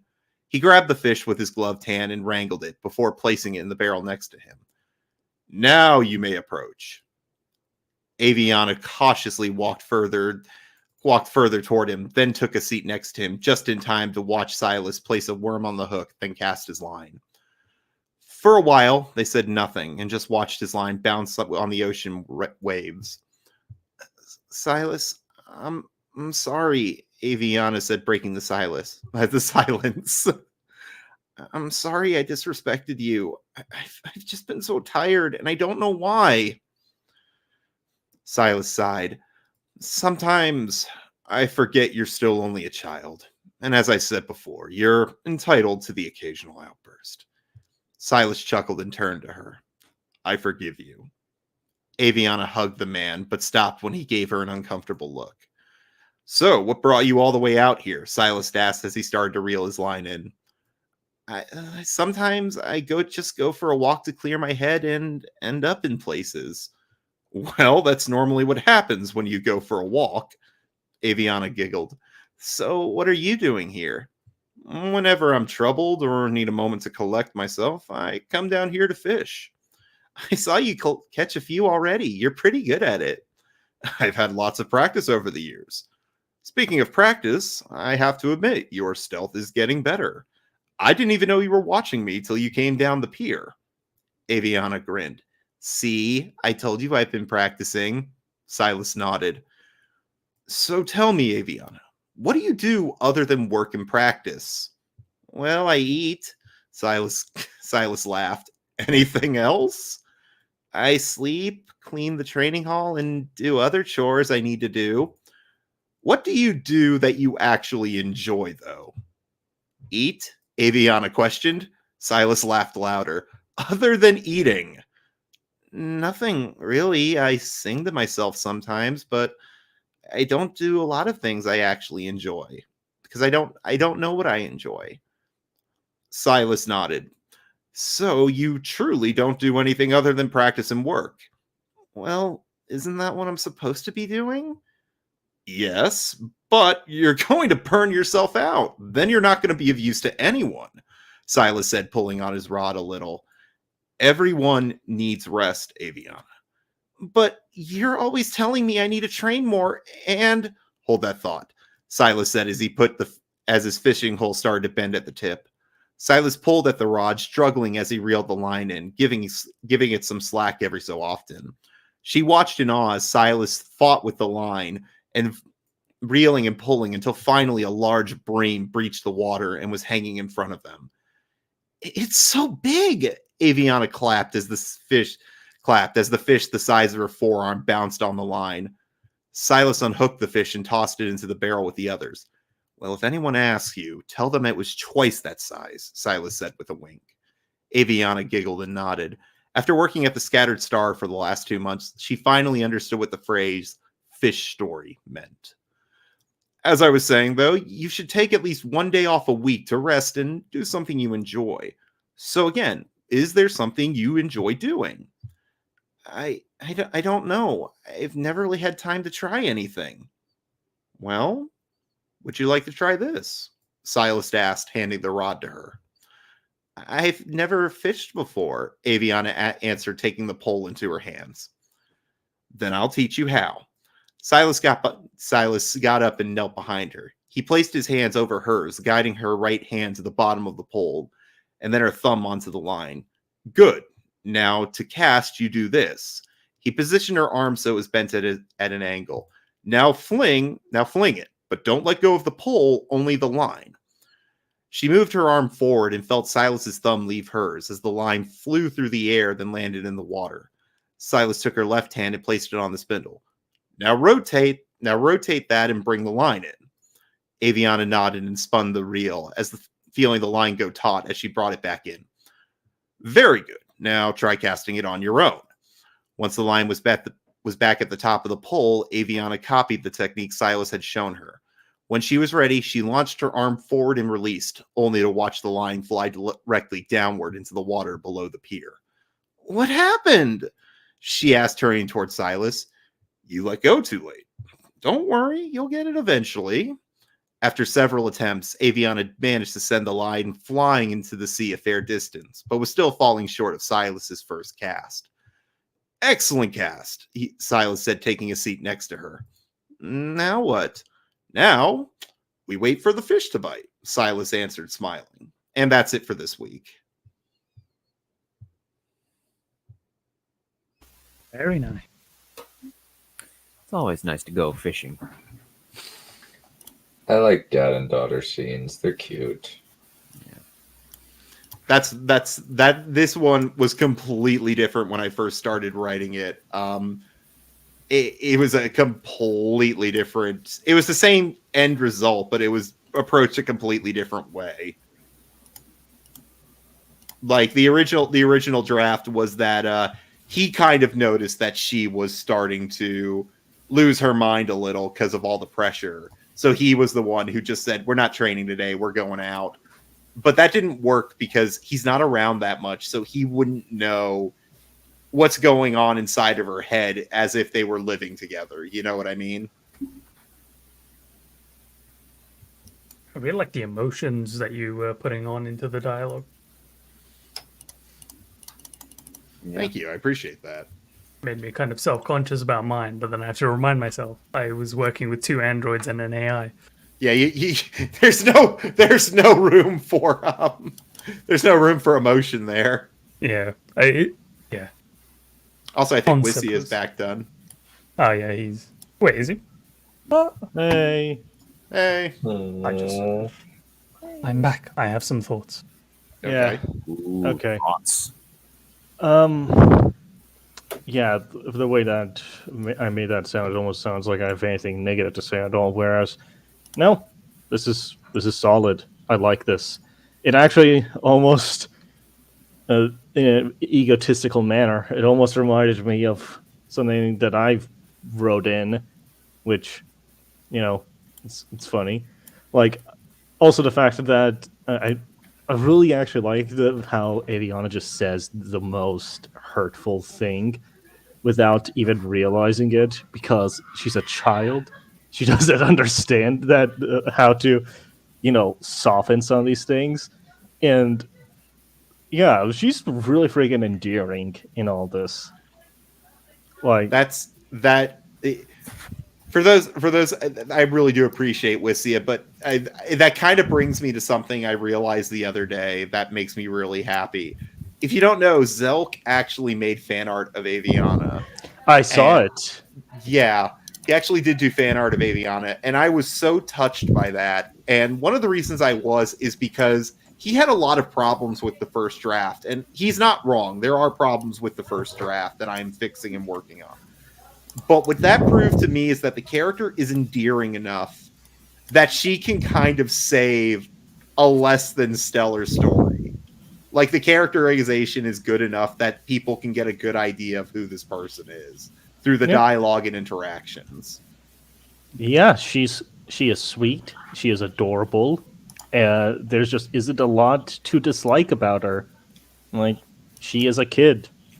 She is a kid in an adult's world, all by herself, an orphan, being looked after by a bunch of people who barely know her. And it's really just it really just shows the quality of character of the people who are looking after her, that they even bother in the first place. Because they could just leave her on the streets, but they don't. Which, again, circling back to what I said earlier, makes them endearing. I appreciate that. Thank you, Wissia. No I problem. do appreciate that. Carl, you got anything? Not really a lot. I do it is good that she's having someone looking out to make sure she's feeling all right. As someone who nearly got eaten by stress in college, that's really, it's a lot more important than a lot of us realize. Yeah. Funny thing that I actually wanted to point out really quick. This chapter actually reminds me of my chapter 12, The Cracks, where Rosa is going through her training and she's nearly breaks down from all the stress, and Malik decides to give her some time off. And that bit over there was actually the result of a suggestion from you. And funnily enough, I found that this chapter, what you just presented, almost kind of mirrors what I put down. It's really, I just find it really funny. What was it? It's also interesting too because this actually does have some payoffs. This chapter, even though it's a filler chapter, rather like an in-between chapter, it does have a few bits of payoff because if you think about it, the whole entire last chapter was about her learning to read, right? Like you kind of get some payoff here with that. Oh yeah, that's right. Because she's reading the boxes. She may not know what it means, but she's learning the phonetics behind it. She is actually learning how to sound out words. Damn, yeah. Yeah, that's pretty cool. It shows quite a bit about her as a person. Like, she isn't just half-assing it; she's committed.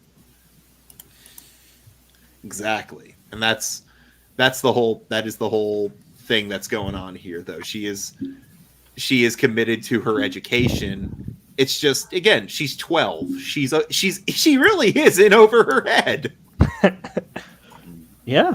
In a more literal sense of the term. I am glad you guys like this one though. This one was a one that I had to do a complete teardown of until it was right. Yeah, I mean, hey, that just shows that. Yeah, that just shows it was a labor of love rather than just something that you did on a fly. Thanks. All right. Anyway, so anybody else have any thoughts? Anybody else have anything they want to say? I'm good. Yeah, all good from me. Enjoyable. Thank you. Mm-hmm. I would agree. All right. Well, then I guess we can move on to Carl then. Okay. All right. So this is we're returning to the waters of Accra. Fanatic, I don't know how much of this you've been listening to. I think Absolutely none. The last thing you heard me share was the Gates of Dawn, which I don't think I have shared in literally years. But anyways, this is going to be chapter 27 of the Waters of Accra, and I have been. I know I'm delaying getting to the start, but I've said it before. I'll say it again. This is the scene that made me want to write the book. So. Hey, Fanatic, do you want a brief rundown of the plot so far? Yes. Yes, please. All right. So the story follows a witch or a magic user named Shenna from a small little village who resurrects a little raven using her magic. And then she decides, no, she gets kicked out of her village, so she has to go over to the big city and tries to learn how to use her magic over there. And over there, she learns all sorts of things and meets up with a shadier woman, a shadier character. And she sees potential in Shenna's resurrection magic and tries to basically convince her that to use it on corpses and try to revolutionize the work industry and such. And they go around testing it in and so forth. I'm sorry. I think I may have butchered it. Was that it? Was that That's not accurate? half bad, actually. Yeah. Yep. And I go over this in other chapters too, but they are, just for clarity, they're called undead constructs. They're not zombies. Just constructs. Anyways, so without further ado, chapter 27, The Threshold. The very first thing Karna did when they returned to the Magisterium was to have Shenna relocated to a private room in the dormitories. That way, she claimed, Shenna would suffer no distractions from a roommate, nor would she in turn distract a roommate with late nights. Shenna did not protest the decision. Indeed, it was a relief to be away from Lysandra, though it shamed her to admit it. Shenna's days quickly settled into a new rhythm. Each day after breakfast, she would meet with Karna in her study and go and set out some great question or dilemma of the day and how it might be addressed or overcome. And with the matter addressed, they would proceed at once to experimentation and research, with only a brief interruption for lunch. Discussion and analysis would follow in the afternoon, and finally, Shenna would work carefully to transcribe, compile, and organize the day's notes long into the night.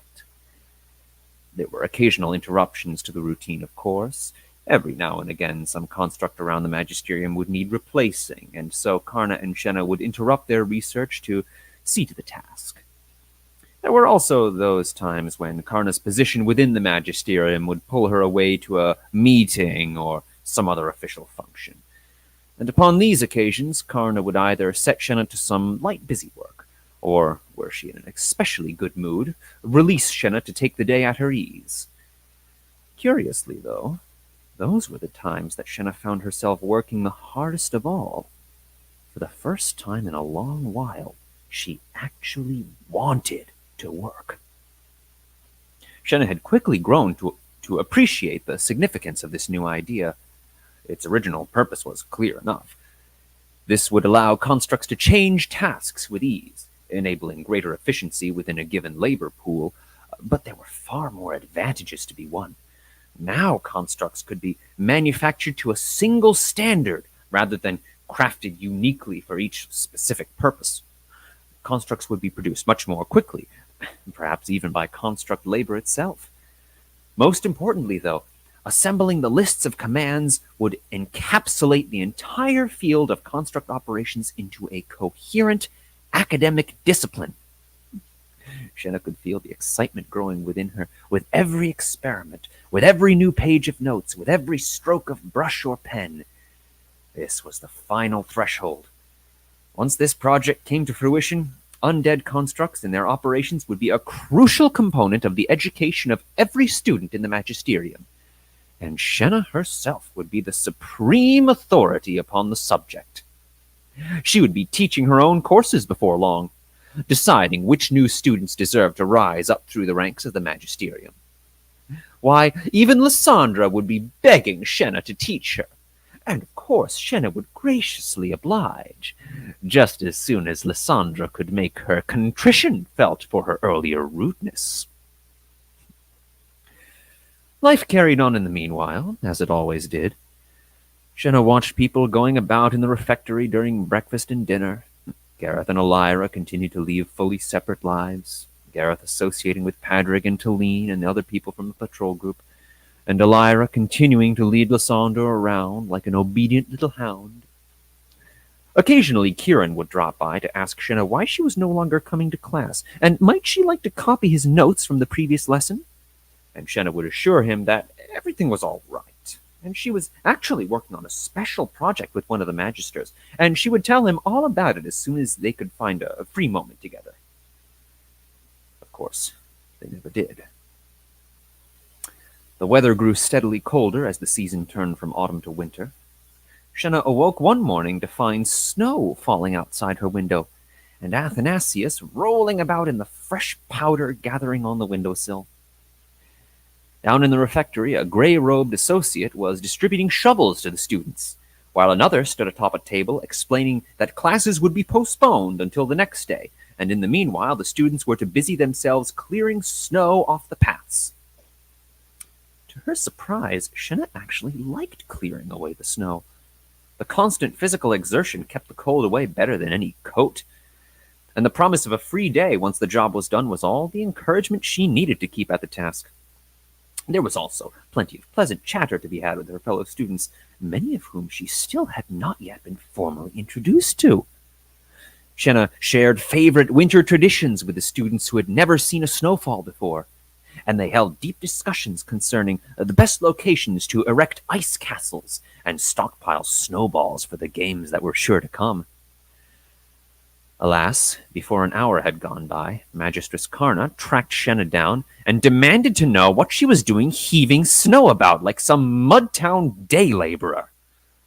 Shenna protested that all lessons had been cancelled due to the snowfall, only to be told that Karna had not cancelled her lessons, and unceremoniously dragged off to the dungeons for some more experiments. The snow clearing was complete by the time they emerged for lunch, and Shenna watched sadly as the students went about their winter games without her. About a week later, Shenna came down to breakfast to find the refectory all but deserted, the examinations having come and passed the previous day without her even noticing. The only other person in the refectory was Kieran, who proudly announced to Shenna that he had secured magic distribution in the library for his day duty this time. Shenna had just enough time to congratulate him before Karna arrived and informed her that their research was to continue uninterrupted. As the winter wore on, Shenna gradually came to a sense that the research was drawing to its conclusion. Questions resolved into answers, experiments yielded results, and notes arranged themselves into an organized body of knowledge. Before long, Shenna had drawn up a design for a prototype. Not just an ad hoc demonstration of this principle or that, but a fully capable, production-ready unit. A vindication of all their labors over the past months, and a model for all constructs that were to follow after it. The threshold was closer than it had ever been. Then, after an interminable anticipation, the moment came at last. Karna announced one afternoon that they would set out the next morning for the Citadel to finally create their prototype, and then back to the Magisterium with all haste to demonstrate it before the conclave itself. Shenna sat up extra late that evening, double and triple checking all her notes, schemes and theorems, design principles, and making extra certain that all would be perfect for the coming day. That most important of all days in her young life so far. Karna was waiting for Shenna at the Watergate the next morning after breakfast, and they set off for the Citadel without delay. "Why, Shenna," Karna said with a satisfied grin, "you're positively jittering with excitement." "I suppose I am," Shenna said, blushing. "Begging your forgiveness, of course, Magistress." "Oh, not at all, child," Karna said. "It's only natural that one should feel a certain anticipation during moments like these. Not only are we about to witness a revolution, but your hand shall be the very one to turn the wheel of history." Karna's pronouncements, already heady and grand, were climbing to new heights of majesty. The journey to the Citadel wasn't as uncomfortable as she feared it might be. A new year was starting to emerge from the depths of winter, and the melting drifts of piled snow were slowly beginning to evaporate into a thick fog that lay heavy through the canals. The air was still cold, but it was a gentle, friendly cold, not the perilous, biting chill of winter's depths. A final truce with the weather until spring could finally arrive. The plaza in front of the Citadel was nearly deserted when they arrived, much to Shenna's relief, considering what she'd seen the last time she came. She was still a little uncomfortable with the notion of using executed criminals as constructs, but Karna assured her that it would pass with time. Indeed, Karna could get rather political on the subject when the mood struck her. One time she'd even declared that criminals ought to thank them for the opportunity to redeem themselves through posthumous labor. When Shenna questioned how a person was truly redeemed if they had no choice, Karnas shrugged and dismissed the entire argument as something for philosophers to philosophize about. As before, the boat reached the Citadel's watergate and they disembarked without incident. The headsman was waiting for them at the dock, and he informed Karna that he'd already prepared everything for them in the upstairs workroom. "You remember where that is, don't you, Shenna?" Karna asked. "Of course, Magistress," Shenna said. Good, good, Karna nodded. "Well then, best you run on ahead and get started. I have to confer with Hasidin in the meanwhile. I should be along in just a few minutes." Shenna nodded and set off through the Citadel towards the workroom. As she went, she unwound the thick black scarf from her neck. She'd purchased the garment just before winter closed in, and it had served her marvelously over the past few months. Her gloves were new as well. Having grown tired of borrowing Karna's gloves, Shenna had purchased a pair of her own. These gloves came up to her forearms to keep her hands nice and warm, but they were thin enough so as not to impede her when she worked. Additionally, their deep, dignified purple hue would pair quite nicely with her blouse. It was a big day. Shenna had earned the right to a little idle luxury. Up the spiral stairs Shenna went, and stepped out into the workroom. The gleaming white sheet lay draped across the table, concealing the form of her waiting subject. Shenna quickly crossed the chamber, and laid out her materials on the table. A bottle of ink, her brushes, a small bowl, a small crystal for the initial charge, and a stack of notes bound with string into a book of sorts, the collected and organized results of her research and labor. Karna had promised to get it formally printed once the experiment was a success. Shenna also laid out a series of parchment strips, each one covered with runes. These were the lists of commands, and once the construct was completed, they would be wound around its arms, and this would tell it what to do. Shenna had wanted to use woven cloth, something much more durable, and of course, dyed cloth wouldn't necessarily be so susceptible to water damage, always a concern in Akra. But Karna had convinced her to settle for ink and parchment for this first model. With everything laid out and prepared, Shenna sat down and lifted the cloth to reveal the dead man. It was Yannick. Shenna jumped back at once, knocking the bottle of ink over to the edge of the table, yet she barely noticed as it shattered against the floor. Yannick? He was her subject? No, it couldn't be him. It just couldn't. But there was no mistaking it. It was Yannick. There was his short, untidy brown hair, his gentle gray eyes now staring half-lidded up at the ceiling light, that ever so slightly crooked nose. And then there was that dreadful wound in his neck and those careful sutures where the headsman had stitched his head back on. It didn't seem real. It wasn't fair. Yannick was no criminal. How could they have done this to him? Was this some intentional cruelty from Karna? Or had they just picked him off the street at random? It didn't make any sense. Nothing made any sense. Maybe this was a dream. Maybe she would blink and wake up safe back in her bed. Or maybe home in Riverwatch. Shenna shut her eyes and pushed her hands up against her ears as if to shut out the entire world. She tried to conjure up the image of Yannick in her mind, the real Yannick, not this broken ruin lying before her. But it was no use. She couldn't recall his smile, his voice, not even the clothes he'd worn. Yannick was gone. Just gone. And nobody would ever remember him. Shenna opened her eyes, now sodden with bitter tears, and reached out a trembling hand to touch Yannick's face. His cheek was still warm.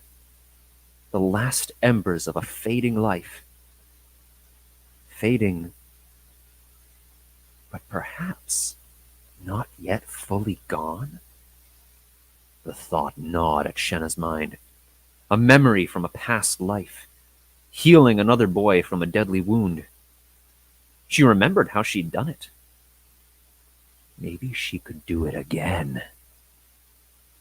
Shenna snatched up the crystal, and with a sweep of her arm, shoved everything else off the table. The bowl, the brushes, the parchment strips, her sheaf of notes, all tumbled into a heap on the floor. Shenna ducked down and dipped her fingertips into the spreading puddle of black ink, carefully avoiding the splinters of glass from the shattered bottle. There wasn't much time. Indeed, it was more than likely that she was already too late. But Shenna would never forgive herself if she let the chance slip away without at least trying. Shenna ripped the white cloth fully off and cast it carelessly aside. Then she drew the first sigil on Yannick's bare chest.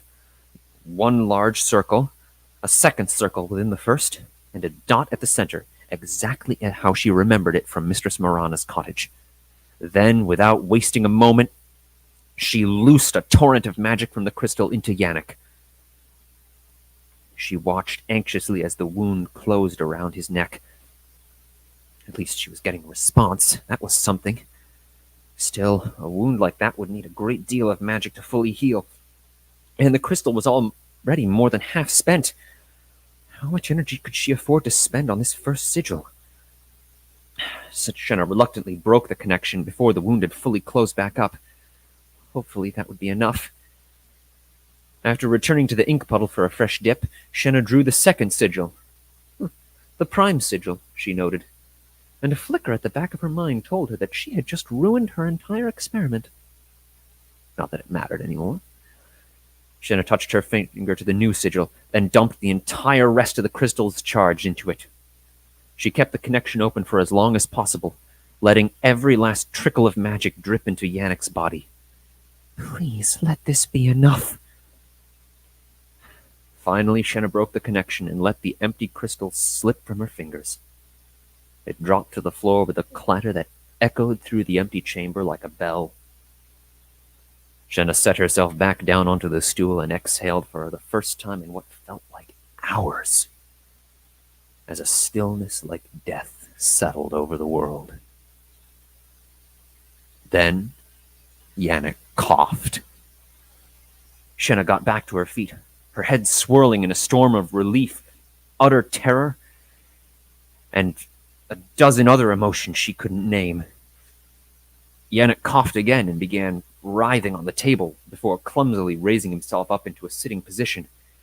He lifted one hand to his mouth to swab away a soapy bubble of blood and phlegm, and he sat there for a moment, heaving for breath. Then he froze.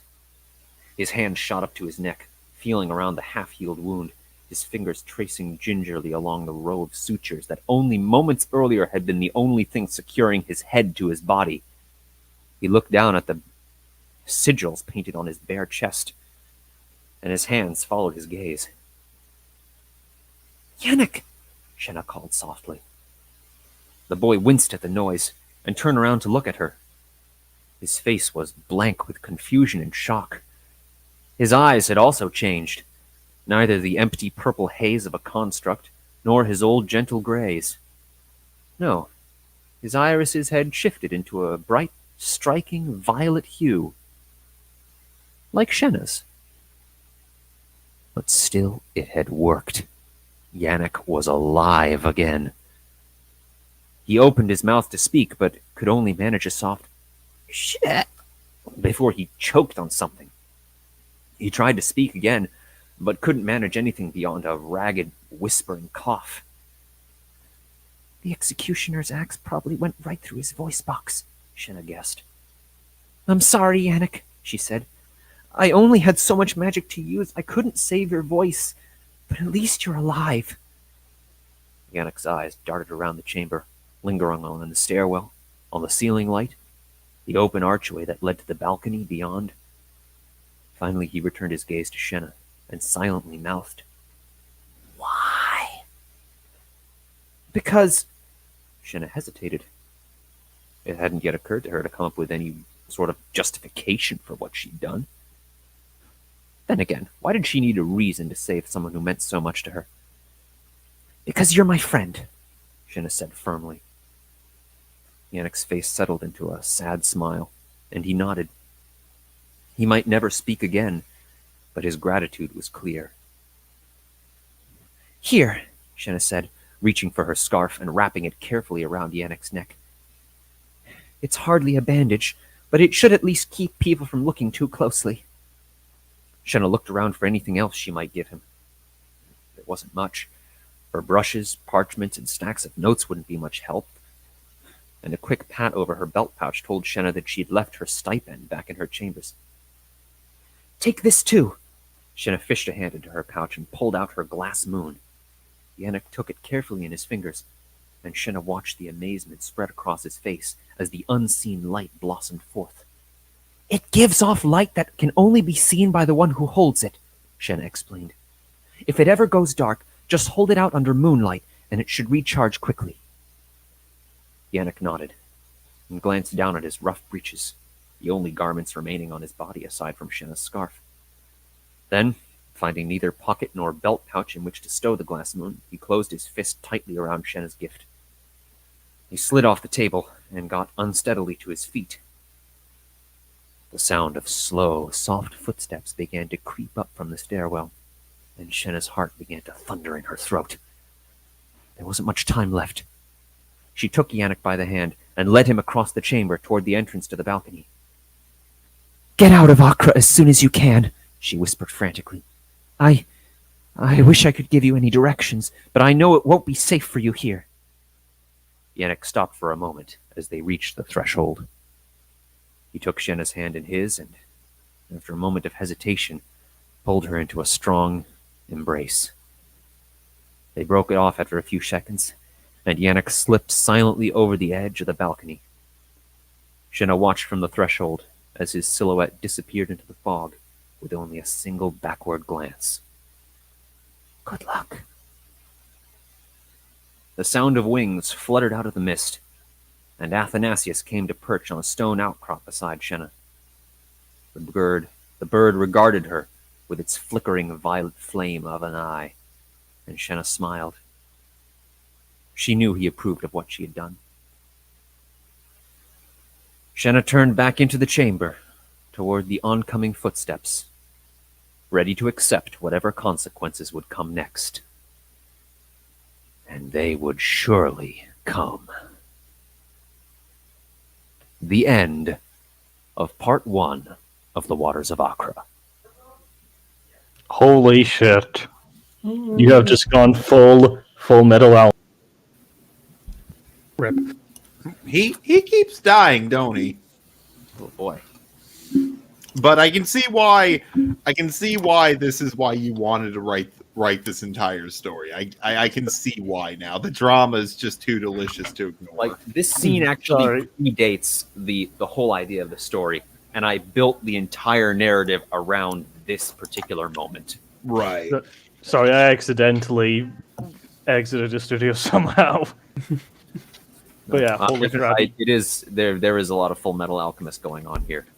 Yeah, bruh, that is like straight up just human transmutation and all that, like straight up. It just has all those vibes going on over here.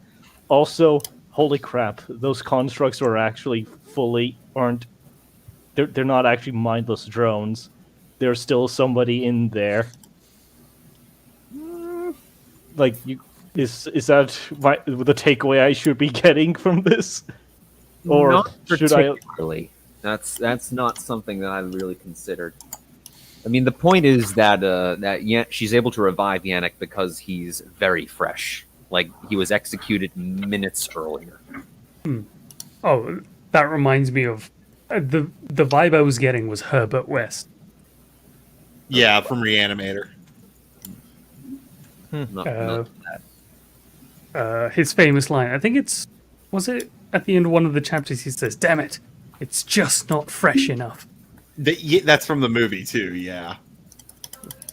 Yeah, when he's trying to reanimate people and they keep coming back as zombies, and he's trying to get the freshest corpse he can because he wants to retain as much of their mind as possible, but he keeps getting frustrated at all these dead people that keep coming to him, and eventually he just kills someone and then tries to reanimate them immediately. Well, Sure. definitely definitely some elements of that going on here. Also, I would like to apologize. I completely forgot who the heck Yannick even is. Like, this is as far as I'm concerned, this is the first time I'm even hearing his name. Oh yeah, he's appeared a couple of times. When Shenna first arrived in Accra, he was the little thief that she befriended, and then after they basically oh boy, technical difficulties again. But he was running away from with some stolen bread, and Shenna sent the baker somewhere else with he went that way, and then they have a little moment there, and then later when she later that same day actually when she gets her clothes, he steals some money from her, but she finds him and he feels really bad and he tries to give it back to her, and she realizes she doesn't really need that money, and she gives it to him. And then a few months later, he appears again, basically having turned his life around, and now he's a productive member of society. And they part on very good terms there, basically anticipating that they'll meet again someday. Well, they did. They've just met again, Well, as it were. damn. Also, I love it. I love it though. We both like this today in particular. We both went on opposite ends of the spectrum. Mine was about how you do need to have moments of leisure. Yours was no, you need to keep working until you drop. Yep. Work. You have a panic attack, work through it. Yeah. This ain't Puss in Boots. You got to get over that shit. Yeah. There was a moment during that last year of college when I was doing like a data structures course, and there was a group project, and as group projects go, nobody did anything, and I realized basically when we all got to the show to the class when we were to present, nobody had done anything, so we basically had to do the entire project right there as the other groups were presenting. We managed to finagle it with the professor to have us go last. Right. And I had a panic attack while we were working. Ooh. And I kept working through it because, I mean, fuck it, what else was I going to do? And I ended up giving the presentation through the panic attack. God Damn. Damn. See the slides I was pointing at. Like, everything was just a big white screaming blur. And the worst part of all, that was the first time in that course I'd ever gotten an A. Wow. Ouch. That's got to be insulting. I remember as soon as that thing was done, it was the end of the day. I wandered into a dark classroom nearby, sat myself down, stared out the window, and just said to myself, man, either this program is going to kill me, or I'm going to spend the rest of my life wishing that it did. Holy crap. Well, I mean, on one hand, there's like, damn, that's a kind of, yeah, I agree with Tar. That is a little insulting. But on the other hand, I'm like, bro, this story better end with you getting a friggin' A for having to put up with all that. Yep. Literally nobody worked on the project at all, and until like the very end. Nobody took charge. Yeah, indeed, sounds like a riot. Yeah. Valerian. Seems like you're channeling that in this story. Sort of, I think.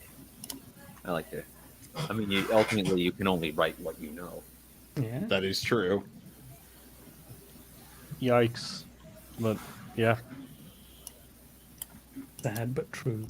Yeah. Very good, though. I really like the dialogue. Yeah. Really enjoyable. Really shocking. Dialogue. Actually, I don't think there is a lot of dialogue in this chapter. It's remarkably undialogue heavy. Also, I like the struggle. Becca threw out the idea that Shenna could also be a construct. But, like, okay. That's a possibility. There's definitely a link. Except, what would we even call this? Because this guy is clearly not a construct. He's got his brain is all there and everything. Definitely something to ponder. An abomination. The eye color thing. Yeah, sure. Sure. An abomination. Like they weren't already. Like, let's be real. Let's be real. This whole entire story has just been one gigantic affront against nature. God damn. Exactly. I see why the Imperium of Man hates psychers so much. Well, it definitely there's some parts that you're reading this and you think, man, this is going to make a lot of people very uncomfortable. Yeah. Good. It's the thing when you write when you're a man writing girl characters, you think, oh, I'm probably going to write this in an extremely sexist way or something. We've all seen the excerpt. She titted down the stairs and breasted boobily. Wissia, he's talking to you. But yeah, there's a whole bunch of uncomfortable I stuff going on in different ways. I swear to God, that excerpt has to be a parody. There's no way somebody actually It is wrote. a parody. It is a God. parody, but it is often accurate. Accurate to at least the spirit of the offense, if not the offense itself. Right. Although I will say this though, this project turned me vegan. Really? I can actually pinpoint the exact sentence where I became a vegan. It's in chapter 23, where towards the end of it, where Shenna is trying and failing to rationalize the whole thing, and she thinks, well, yeah, death is tragic, but it's not evil. Death is sometimes necessary. If people don't die, there'd be no room for new children. If plants didn't die, trees couldn't be felled for timber or firewood, and crops couldn't be harvested. And if animals didn't die, then they couldn't be hunted or butchered for their hides and meat. Although it's probably better not to dwell on that particular thought. And I remember getting that sentence down in my notes and just staring at it and going, fuck. Well, I guess I'm vegan now. Philosophize your way out of meat eating. That's incredible. My thought would have been, man, I could go for a pork sandwich right now. Yes, unfortunately, I have principles on the matter. Oh, I don't. I would just like a good pulled pork sandwich. Also, Personally, I've became highly cynical of just about everything in existence at this point. I am cynical of nature itself, even. Which, yeah, dwell on that thought. How the hell does somebody become cynical of nature? well, I will also say Without much difficulty. shooting a movie with Andy from Atunche Films, who I went to high school with, who is a pretty militant vegan in his personal life. And there was one particular scene that we were shooting. It was a nighttime scene, and the property we were shooting on was across the street from a dairy farm. And there were some pretty horrible sounds coming to that because of what they were doing to those poor cows to keep them producing milk. And we heard it because it kept interrupting our takes. Oh my god. And after like the third or fourth time, Andy just, sitting around the fire, he just gives us a look and just says, hey man, if animals had a devil, he'd look like us. Yeah. Hey, listen, you got to remember, some animals are more equal than others. You just got to keep that in mind.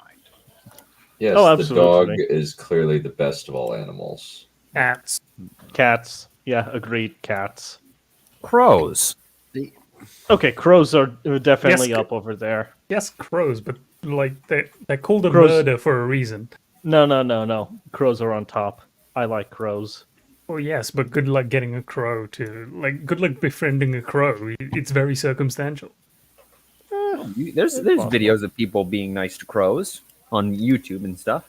Also, Becca, I'm sorry. I've had one too many bad experiences with dogs that every single time I look at one, just something in the back of my head from my days playing World at War makes me think, break the neck. snap Oh the my neck God. right now.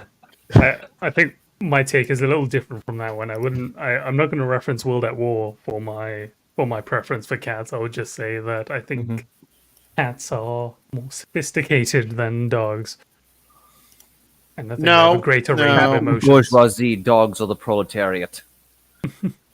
I think cats have a greater range of emotions compared to dogs. No, they don't. And I can prove that because I had two. Well, yeah, I've got one here. All right. I Let's think it's Ben's turn. let's get word done. You got anything for us this week? Yeah, I do. The second Dragonstrife, we actually ended on a cliffhanger last time. There was a significant battle that was happening over in the canal that is being built. The elves are trying to prevent the construction of this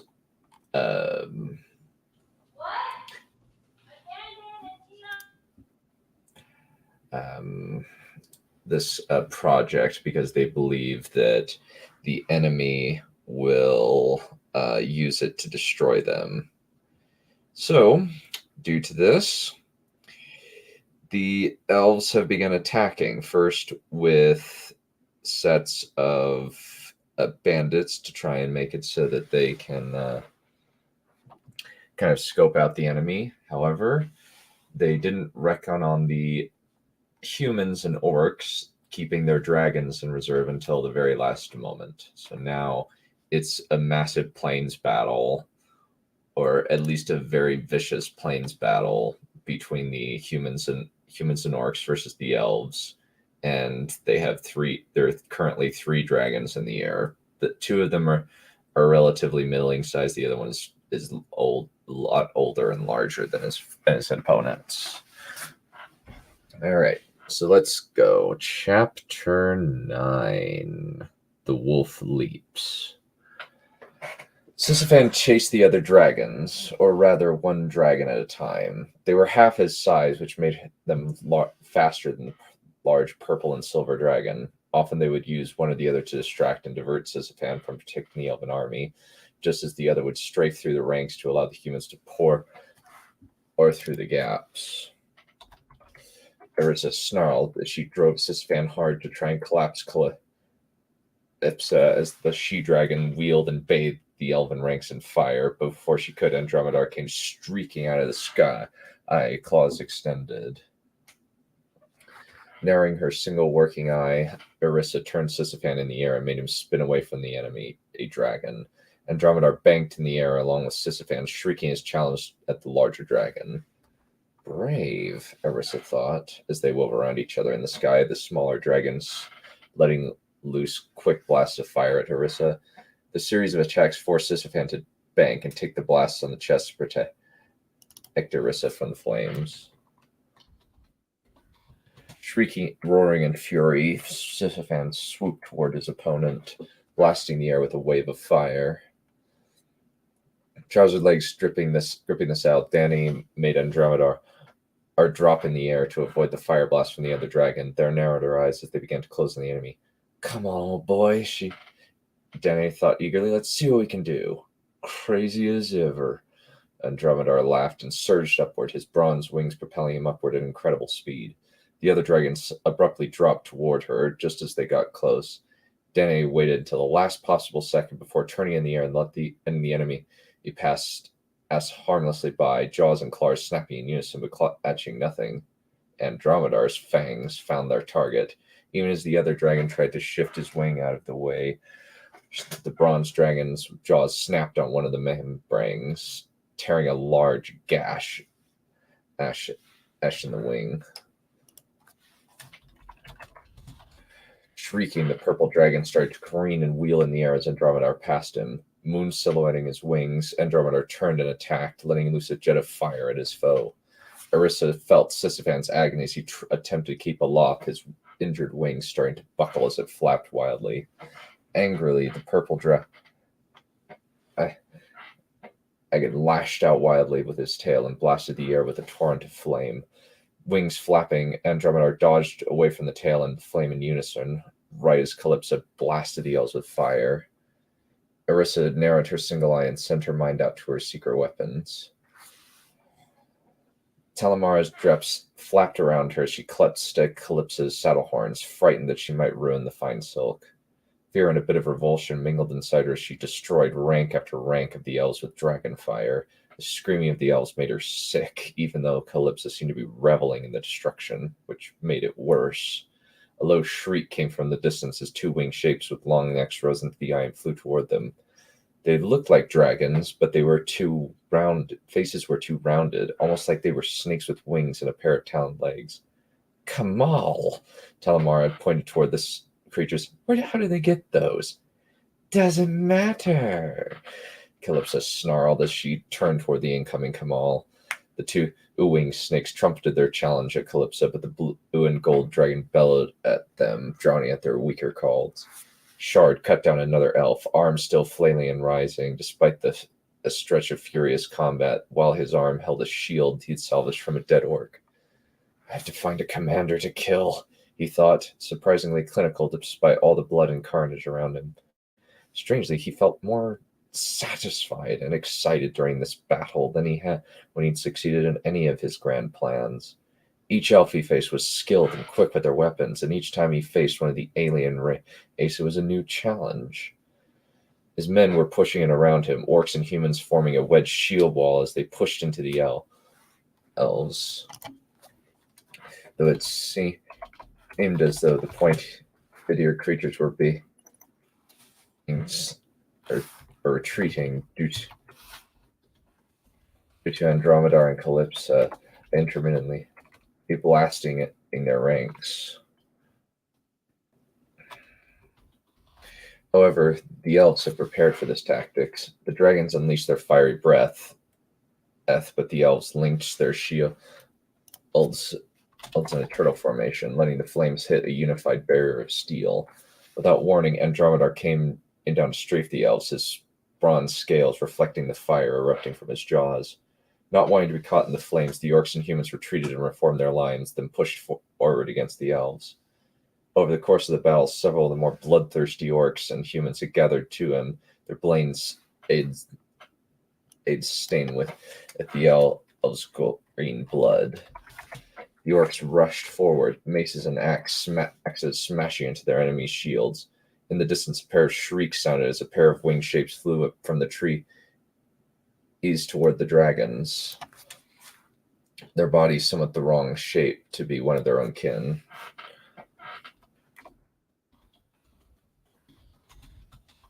Kamal, Shard's eyes narrowed. Impressive. I wonder how they managed to secure such beasts. There'll be something of an issue if they manage to take out the dragons. A loud scream rent the air as the enemy dragon began descending toward the ground, flapping its wings as it tried to keep in the air, keep airborne. Dragon incoming! He yelled as the creature fell toward the ground, torn wing flesh flopping against the thin membrane bone. Shrieking, the dragon crashed heavily to the ground, talons digging into the earth as its wing claws slammed to the blood-soaked earth. Abruptly, the beast turned, fixing one savage eye on him. With a roar, it surged forward, opening its jaws to blast him with flame.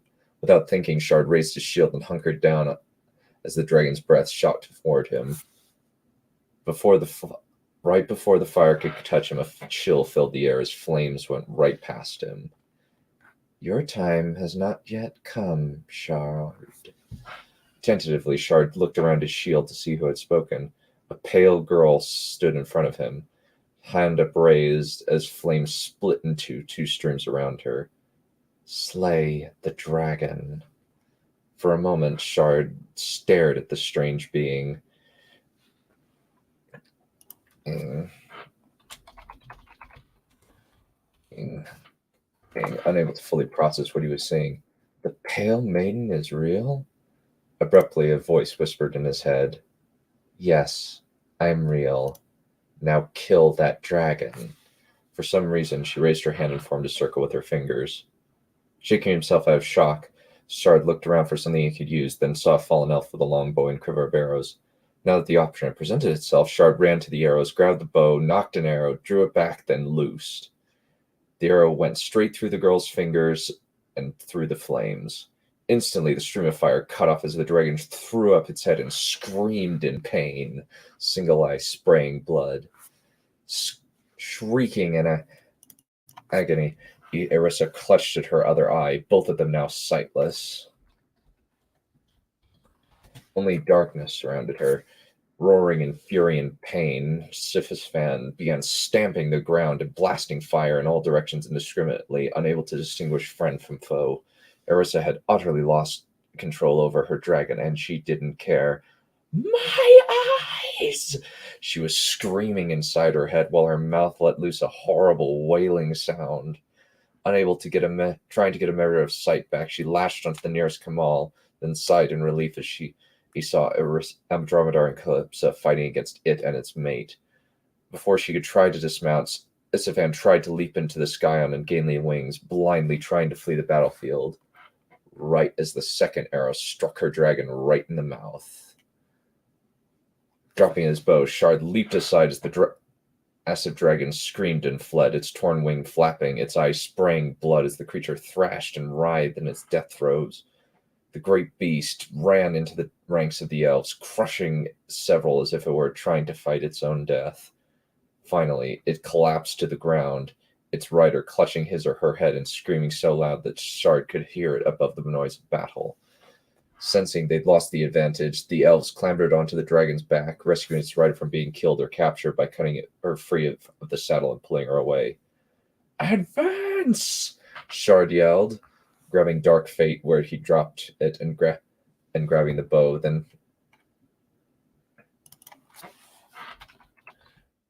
charged toward the fleeing elves. "To me! To me!" High above them, the Kamal kept on battling the dragons, as if they had been ordered to fight to the death to prevent the fleeing army from being consumed in dragon fire. Rather than fleeing in a wild mess, the elves began reforming their lines and loosing volley after volley of arrows at the humans. Quickly, the orcs bunched together and raised their shields to defend against the arrows, but several orcs and humans fell, pierced by arrows, before they could raise their shields. Shard quickly retreated behind the lines, trying to get some defenses between him and the rain of arrows. "Shall we chase the Shrock, my lord?" one of the orcs snarled, glaring after the elves. "No, pull back and allow the dragons to deal with them," Shard said, glancing at the fallen dragon. The creature was completely still, apparently as dead as a butchered cow, but it would be best to make sure. High above them, the Kamal retreated, flying back toward the elves once they'd gotten far enough away, only to be joined by 4 more of the winged snakes, but they didn't attempt to fight the dragons. Smart, Shard thought. They're covering their retreat. Andromedar and Calypso flew toward the campsite, not pursuing the enemy now that the Kamal outnumbered them, but still acting as a deterrent. Eyes narrowed, Shard walked over to the dead dragon, close enough to examine the beast, but not enough that it could suddenly snap at him. How it would manage that with one milky eye and keep blind eye and an arrow through the other would be a matter of luck, but fire would be a danger if it were straight on. The monster didn't move, its wide-open mouth open to reveal the arrow sticking from the inside of its jaw going straight into its brain. Calmly, Shard walked forward, placed Arc Fate against the dragon's forehead, and drove it downward. Nothing. "I am Shard the Dragon Slayer," he whispered, looking down at the fallen creature. Yet it hadn't been him who'd really slain it. The victory wasn't his. The Pale Maiden had saved him, and it showed him exactly where to fire his arrow to slay the beast. Well, if they saw... "How did you survive the monster's flames, sire?" one of the human soldiers asked. "It appears as though some divine favor was involved." Shard shrugged. It wasn't a lie, just vague. According to Chimera, the Pale Maiden had aided Bale in his escape. It would not do to have any suspicion fall on him too early. Not until it was too late and all the realm turned on Chimera. At that point, she had to die. Meraxia was too vicious a weapon to allow anyone who rode her to be imprisoned or exiled. Prince Bor stared through his spyglass at the dragons circling the camp. The humans and orcs were significantly smaller than they had been, but he could see the shape of a large army moving toward him, the imposing shape of Meraxia flying above them.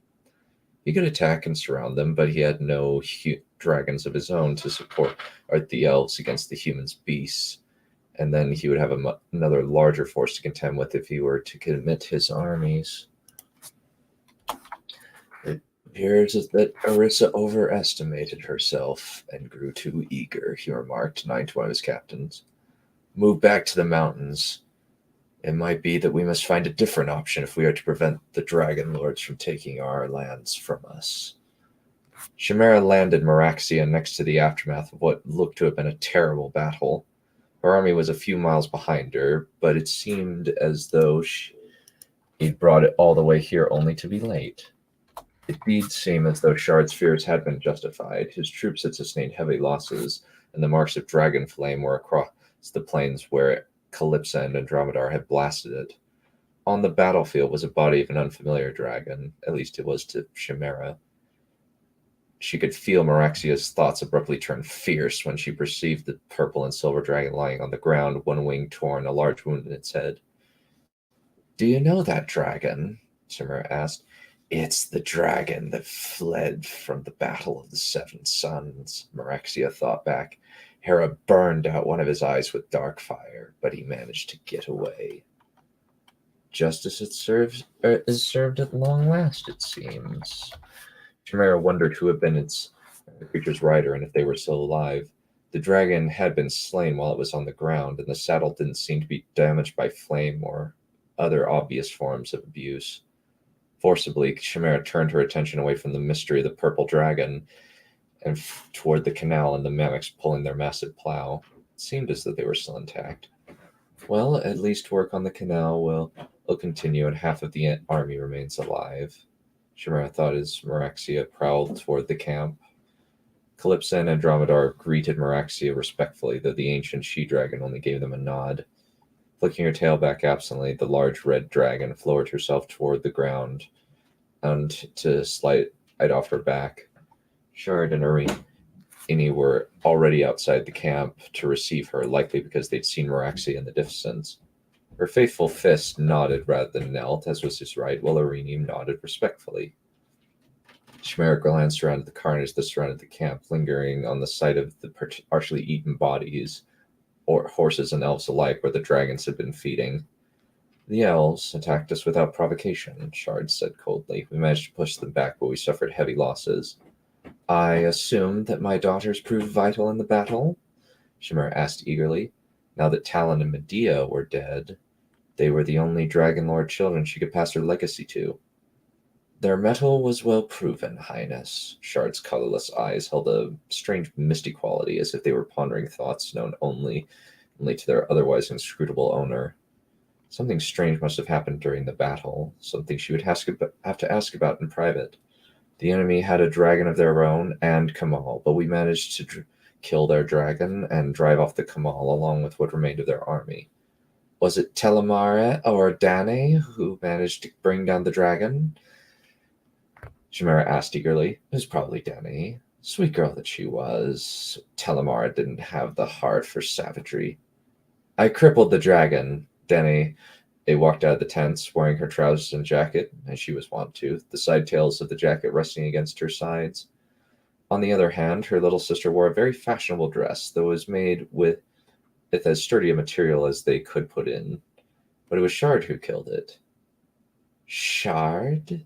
Chimera didn't bother to hide her shock. He killed the dragon? How? I shot it in the eye, then through the roof of its mouth, Shard said calmly, eyes still emotionless. I acted quickly, and fortune favored me. Well, that's a new one from you. Chimera affectionately clasped him on the shoulder. I've never heard you attribute any of your successes to luck. I can only speak the truth. Shard raised an eyebrow, displaying an emotion without it reaching his eyes. That's why I keep him around. Chimera laughed and put her arm around Shard's shoulders. Never wants to take credit, even when he deserves it. She nodded to Irini. You're lucky to have him, little sister. Quite so, Irene laced her arm through shards. I'm very proud of him. As am I. Chimera nodded. You will be commended for your service, Shard. I will ensure that our valor is not unnoticed. I am honored by your generosity, Highness. Shard bowed. And that's the end. Nice. Not bad. Lots of good action in this. Lots of dragons. Lots of dragons. Yeah, kind of what we expected. I mean, this is kind of what I expect. Also, elf blood is now green, apparently. Very interesting. The rest of their skin, Also- are they just like all Technicolor green? Uh, Star Trek green? let's go with tire slime green. Oh. Yeah, okay. Depicting the elves as the disgusting little creatures that they are that needs to be stamped out. Pretty based. Very based. Hold on. Well, I do have to get going. My sister's birthday is today, and we're going up to visit her. Okay. We'll have to see you guys later. Bye. So yeah, bye everyone.